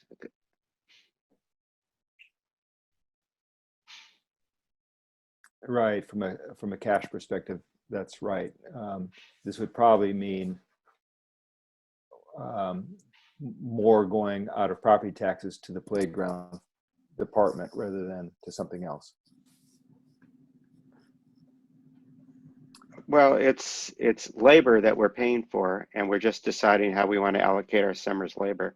Well, right, but the playground, there's no fee, there's no way to cover the deficit in the playground other than property taxes, right? There's no, or grants, if the grants come through, of course. The other thing I'll just point out is item where it says early to mid-July, that work would be by volunteers. We have good indications from 4 different contractors that they would be willing to volunteer their own time to do that particular scope of work, which would defray the 45,000 a bit, not the majority of it, but a bit.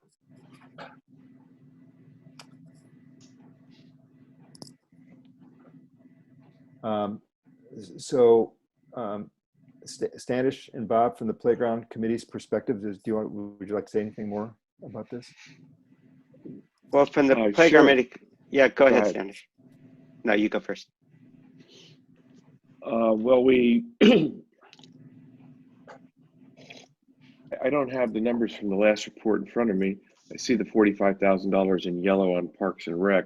I think 17,000 of it is the labor for ADA, and I think we have a lot of that, some of that covered with 4 volunteers who, 4 qualified contractors who will contribute their time in exchange for recognition on the plaque. We set out to raise $70,000. We have $87,000 of express commitments. So my position is we should do this project, and we've paid for it. We've more than paid for it. Would we then use some of those donations to offset district labor then? So we don't have to use property. I don't actually have a position on that, Eric. We talked about that at the last meeting. Bob Epstein and I talked about that earlier this week, and I think that, well, Bob, why don't you comment on that?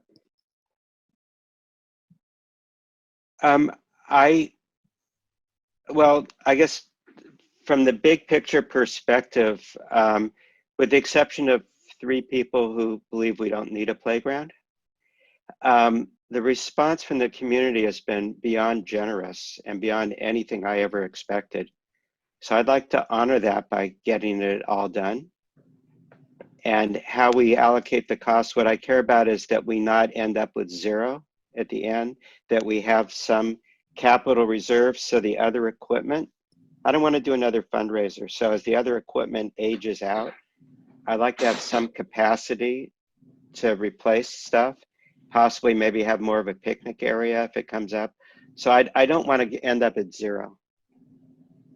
In between 0 and $30,000, which would be the estimated labor, I'm willing to sit down and try to figure that out.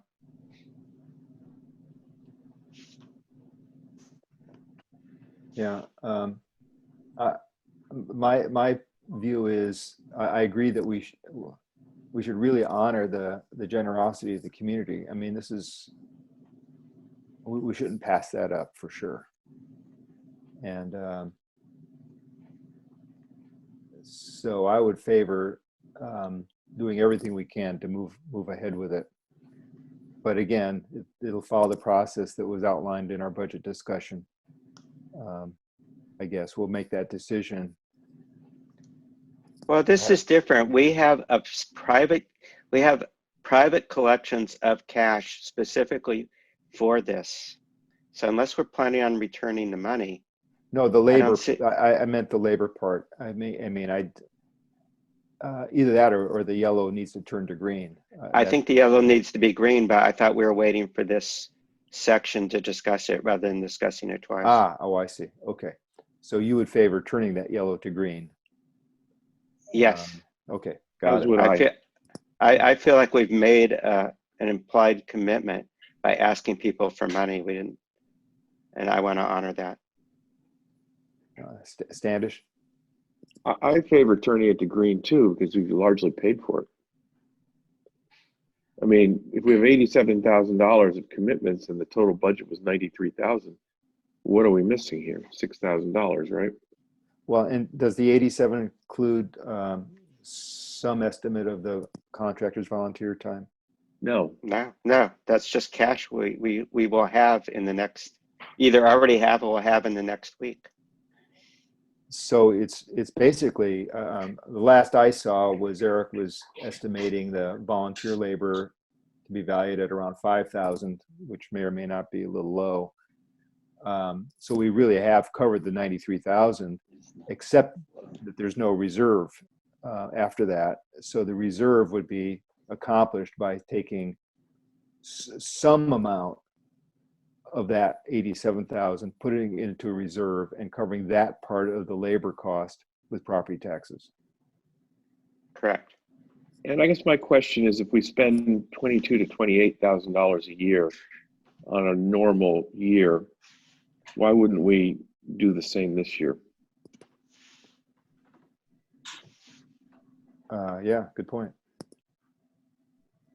Yeah, that's just the put up and take down and the G&A allocation, which still exists. So those don't go away. But some of the labor is put up, right? Would be putting it up. I mean, assuming that it went forward. Yeah, that's basically the only costs that have been in that all this time has been G&A, put up, takedown. They still will have to put it up, and they still have to take it down. I don't know why. But that's not part of the 45,000. Is that what you're saying? No, that's not. We have a savings. Yeah. The only thing in the 45,000 is the put up of the new components. The old components that still exist and are going to be continued to use still have to be put up as well. That's not included in the 45. I guess what I'd like to suggest is, a week ago, I had no idea the community was this generous. I'd like to recommend that we focus on getting everything done this year. We have the cash available, and defer to the finance committee to figure out how much of a reserve is we'd like to see. And I don't know the answer to that right now because I wasn't expecting this opportunity to exist. Okay. Maybe I'd like to offer a time for the public to comment. If anybody in the public would like to say anything about this, either raise your hand or pound out an email to Eric.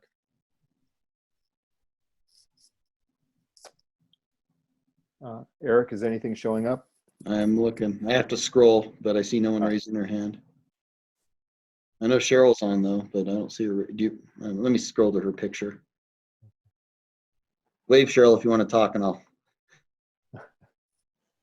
She's waving. I'm going to turn her on. Okay. She's on. Hi, Cheryl.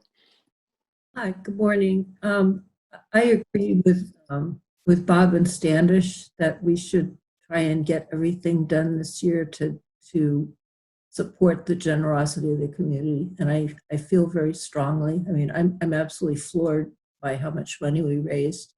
And I think that we should award the community for that effort and show them that the playground is a new playground is a reality. Thank you, Cheryl. Okay, just let me know if anyone else raises hands or has something to say, but we'll bring it back to the board. And why don't we go through, Bertrand, what are your thoughts? I guess the thought here is do we make this a green in the capital plan or defer that decision? In light of the amazing generosity of the community, we do need to move forward, and I recommend moving this expense to the green category so we actually deliver that this year. Thank you. Peter? Have we made any progress with obtaining a long-term lease from Vail on the property? No. You'd think that if the community step forward, that maybe Vail could step forward. Well, one would think, but it has not been forthcoming. Okay. I think we should proceed with the project because everyone's been so generous, and obviously the majority of people want one. So I would support turning it green. And Bob and Standish, you've already stated your thoughts. Anything else, Bob and Standish? Neither one of you? No, I just say that in my communications with Brian, I feel that that this is going to happen, and it's unfortunately that it hasn't happened yet. But I don't believe there's a material risk that we're dealing with. If I may make a comment here. Sure. Yeah, so the current lease that we have has no expiration on it. We don't intend to move on any sort of expiration. We should be set long-term, and we are committed to supporting the playground long-term. So the fact that we haven't executed this new lease is just a unfortunate reality of a lot of things that have taken priority in the environment, and just want to make sure everybody's aware that we are committed to the long-term to supplying space for the playground. So Great. Thanks, Brian. That's great. Let's see. I also support turning this to green, and I would like to take Bob's recommendation and have the Finance Committee decide how much of the money that has been collected should be put into a reserve for future equipment. I would just say that my own predilection would to keep that relatively low rather than relatively high, because I think we're going to need the property taxes for other things this year, but this coming year. But that would be up to a recommendation from the Finance Committee.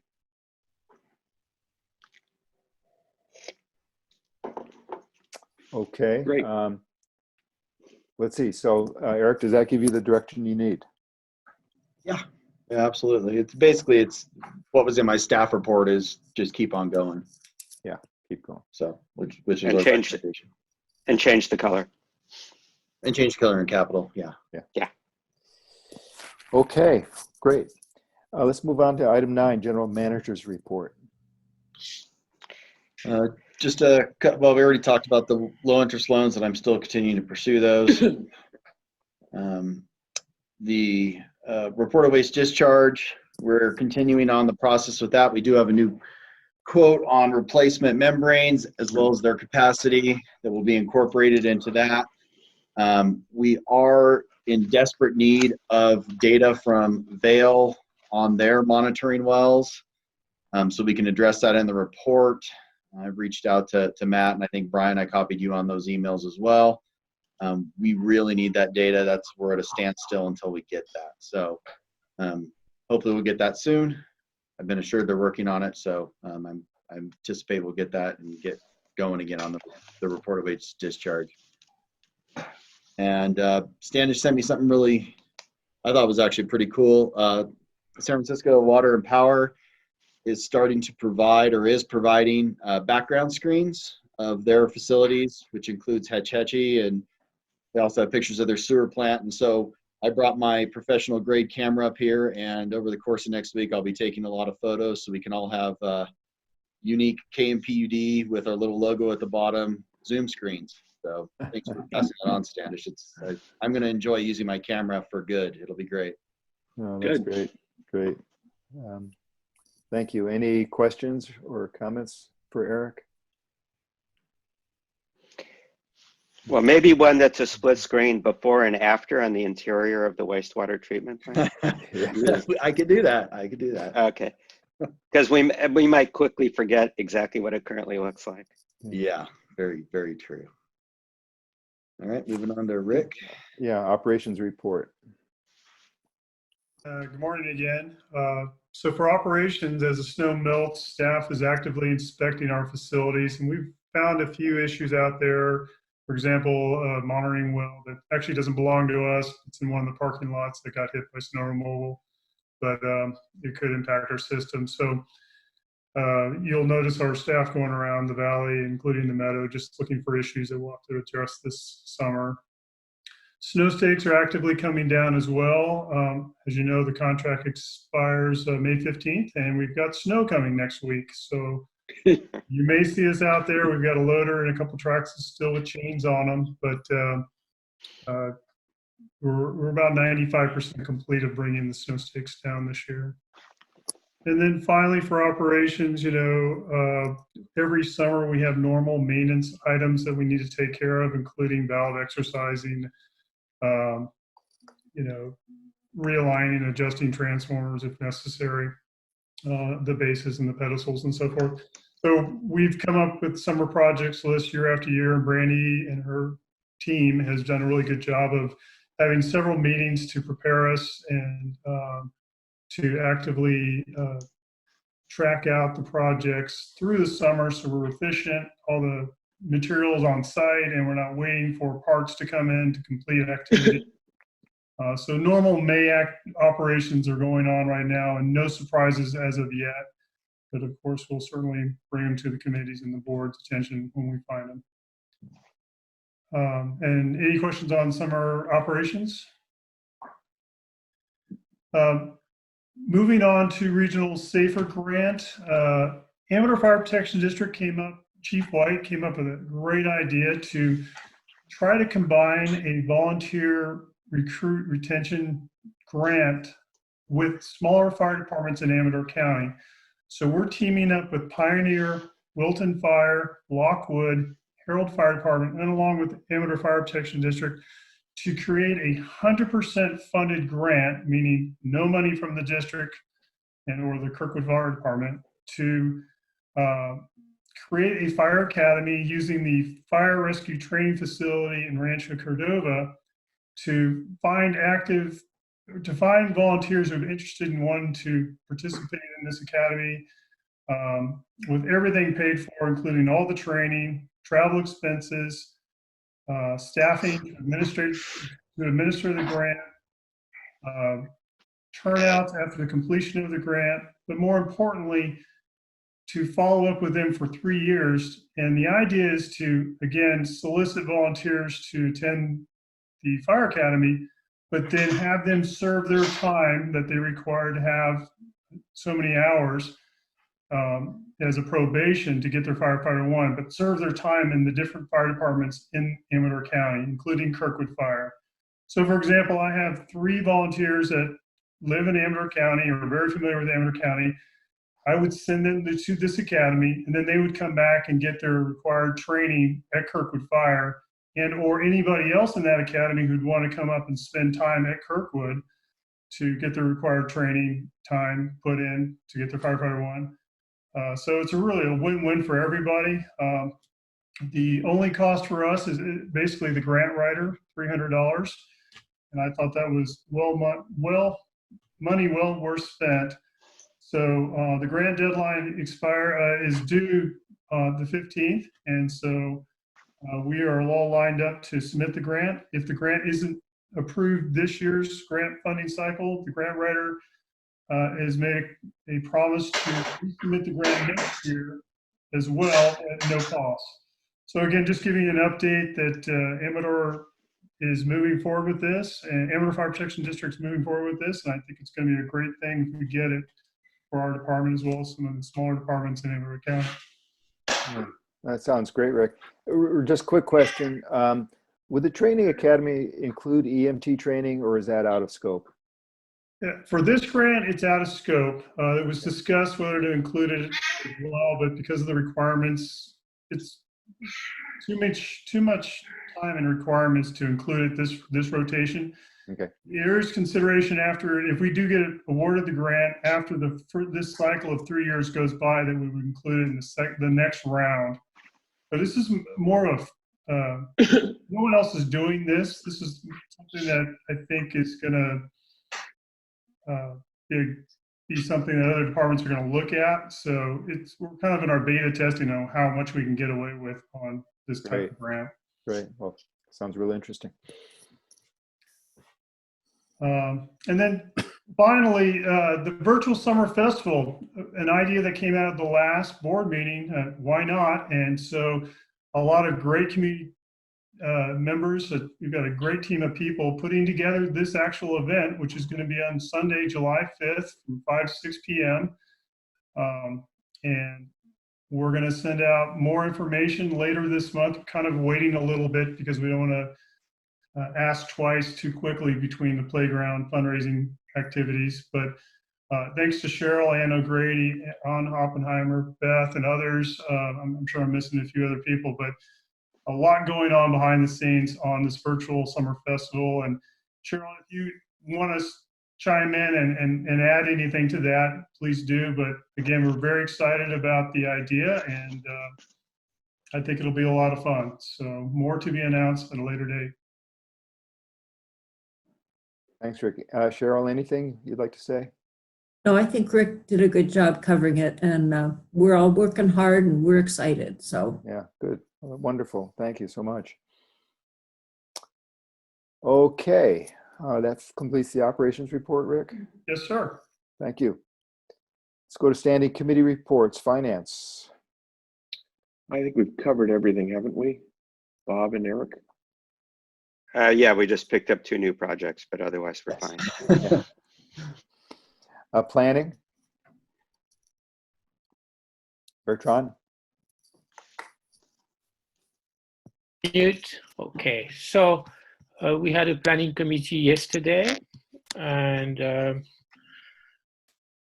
so let me find it here. So basically, a few items were discussed. So we started with a conceptual exploration on the idea of mixing hydrogen into propane. It's done currently for natural gas, and the benefits are to reduce the CO2 footprint.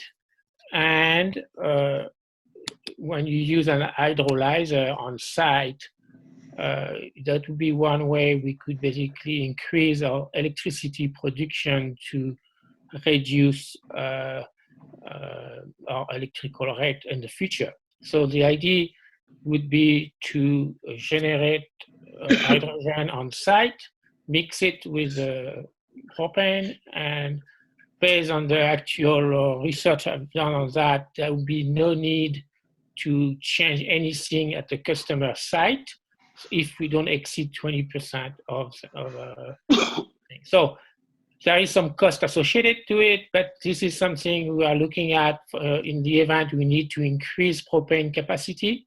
So instead of investing in that, we could potentially look at an hydrolyzer. So there is a lot of research to be done to clarify the feasibility of this, especially because it's propane and not methane, but this is a project we start looking at. The next thing we talked about was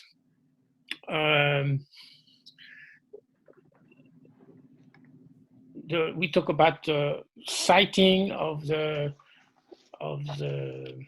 charging EV charging station.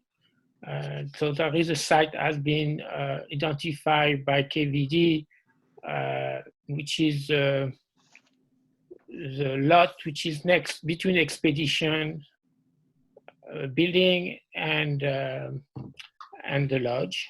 And currently there's a few parking spots. So they started to talk with Tesla, and Tesla now in contact to evaluate the technical things with the district. So this is actually seems to move forward, with the caveat that everything is slowed down by COVID-19, but it's moving on. Next topic was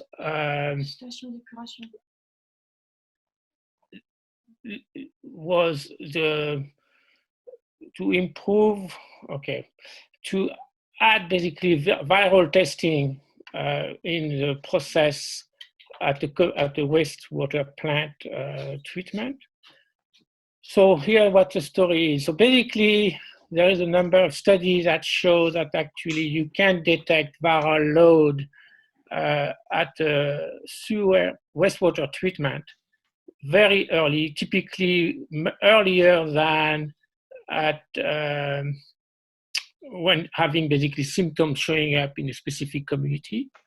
So we discussed that, and basically I'm going to approach some people at UCD to be able to try putting together a test on the COVID-19, see if we can actually detect contamination within the community. So it is actually something that most likely is going to become compulsory in the future because of this pandemic, but maybe because of the future pandemics as well. So, and it can be done fairly cheaply nowadays, and it's going to be cheaper and cheaper. So anyway, we are looking into having some kind of a alert system at the wastewater treatment to actually detect contamination, COVID-19 contamination, infection in the community. And so if we do detect this thing, the state health department would be contacted, and then that would be their responsibility to try to move on for community testing, so we can identify who is infected and to put these people in quarantine or whatever. So this is also a long-term thing, but I think it's actually something we should definitively look at. There was one more topic, but that in a sense, the topic School. we had. Yeah. School was the other one, Bertrand. School, yes. So there is actually a lot of interest in getting back to school, and I'm not sure what the form would be. And so we are very early stage discussing here. The idea is that with the COVID-19 situation, there is a number of families now that are actually sheltering in place in the community. And these people actually would consider makes this a permanent feature if they had a school system here. And I don't know how much online versus physical would have to be done. Bear Valley was able a few years ago to reopen a classroom when they reached 8 students. And I think we should start approaching Alpine County and evaluate what are the options for possibly reopening a school in the valley. So this is something that actually would have impact on the economic development of the valley. And in some respect, maybe that should be more part of the, so we are going to approach Bruce Guagnola and to basically see if we can make progress on that front. Again, we got interest from a number of families in trying to get back to school in KMPUD. Yeah, I think it's a great idea to bring that up with Economic Development Group. That would be an appropriate place for that. Okay, is that it for the planning? That's it, thank you. Thank you. Thank you, Bertrand. Operations, Peter? I think we pretty much covered everything. Yeah, I think so. Communications, Bob? Just 4 quick things. One is we're working on putting together information to send to HOAs so they would know their costs if they want to be 100% renewable or offset propane. The costs are relatively small, but they need to be calculating the budgets. And so we're putting together lists there to communicate, and that would happen in the near future. Then the other thing is supporting the Kirkwood Summer Festival. There's going to be a lot of automation required this year since people aren't there in person. So that will be the first year, but I'm assuming that we can make that work well. And then the annual survey will be happening. So we'll start to work on looking at the previous one and seeing if we need any changes or not. And that's what's going on. Great. Thanks, Bob. Personnel, the only item that I want to mention is that Eric and staff are working on moving to Aqua JPIA as our health benefits provider rather than CalPERS. Actually, the provider would still be Anthem Blue Cross. That's who Aqua JPIA does it through, just like CalPERS does it through Anthem Blue Cross.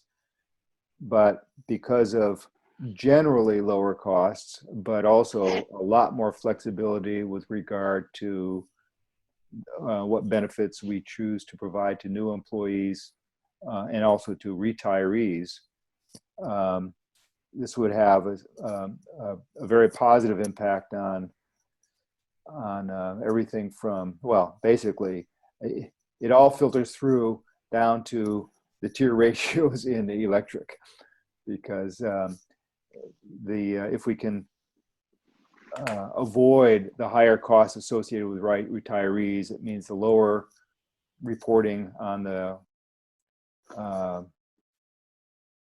in the accounting, on our income statement, Right. which then lowers our cost of electric, which lowers the ratio. I mean, doesn't lower the ratio, it means less revenue needed to cover the ratio. So anyway, this is something Eric is applying for with Aqua JPIA. And I'm assuming we'll come back to the board fairly soon, we hope. Anything else on that, Standish, that you can think of? No, that's it. Anything more from the playground ad hoc committee? Well, I just would like to correct something, which is the amount of money that's been committed. I said it was $86,000. It's actually $92,000, plus 3 TBDs and Wow. 4 contractors volunteering approximately 2 days of labor each. So that's amazing. That should be paid for. That's astounding. And green. And green. Anything else from the summer festival committee? And then Rick, has there been any, is Rick still there? Oh, yeah. Rick, is there anything at all happening with the discussion with Chief Hughes? I met with Chief Hughes last week, and we reviewed the service agreement. We had comments back and forth, and so we haven't had a chance to look at the second draft of our suggested ideas before we take it back to the county. So even though it's COVID-19 and a lot going on, we still have had a chance to meet. So we'll bring that back. Well, good. That's good news. I was expecting you to say no, nothing's happened, but that's great news. Thank you. I think that covers all the committees, both standing and temporary. General discussion. Anything the board would like to bring up that we can't discuss, but put on the agenda or make a request of staff? Okay, seeing none. I just want to say that the next board meeting is June 13th, I believe, not May 9th, which is today. So June 13 at 8 a.m. And if there's nothing else, I'd like to adjourn this meeting. Thanks, everybody. One question, Eric. So since we're not having summer festival on Saturday, do we just want to leave our meeting on the traditional on July 4th, or do you want it on Friday, or do you want it on, what's your preference? Well, I think for this, I'd like to ask what the staff's preference would be.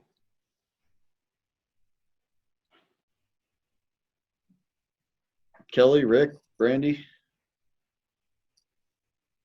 I would recommend leaving it on Friday so the community can have the 4th off for the first time ever. Though there are probably going to be HOA meetings on the 4th, but I would recommend leaving Friday. I think the question is whether we should leave it on the 11th. Oh. Since it's not going to be in person anyway. Yeah, basically, do you want a staff meeting close to that 4th weekend, the weekend of July 4th, or would it be better for staff to move it to our normal regular time, which would be the 2nd Saturday? I can say it's better for financial reporting if we keep it to the 11th. Yeah, that's a good point. I'd support that. It seems to me that since it's not going to be in person, moving it up just concentrates more work in a smaller period. Moving it up to July 4th, you mean? Yeah, I mean, normally moving it up means more work, but it allows people to meet in person. But since we're not doing that, right.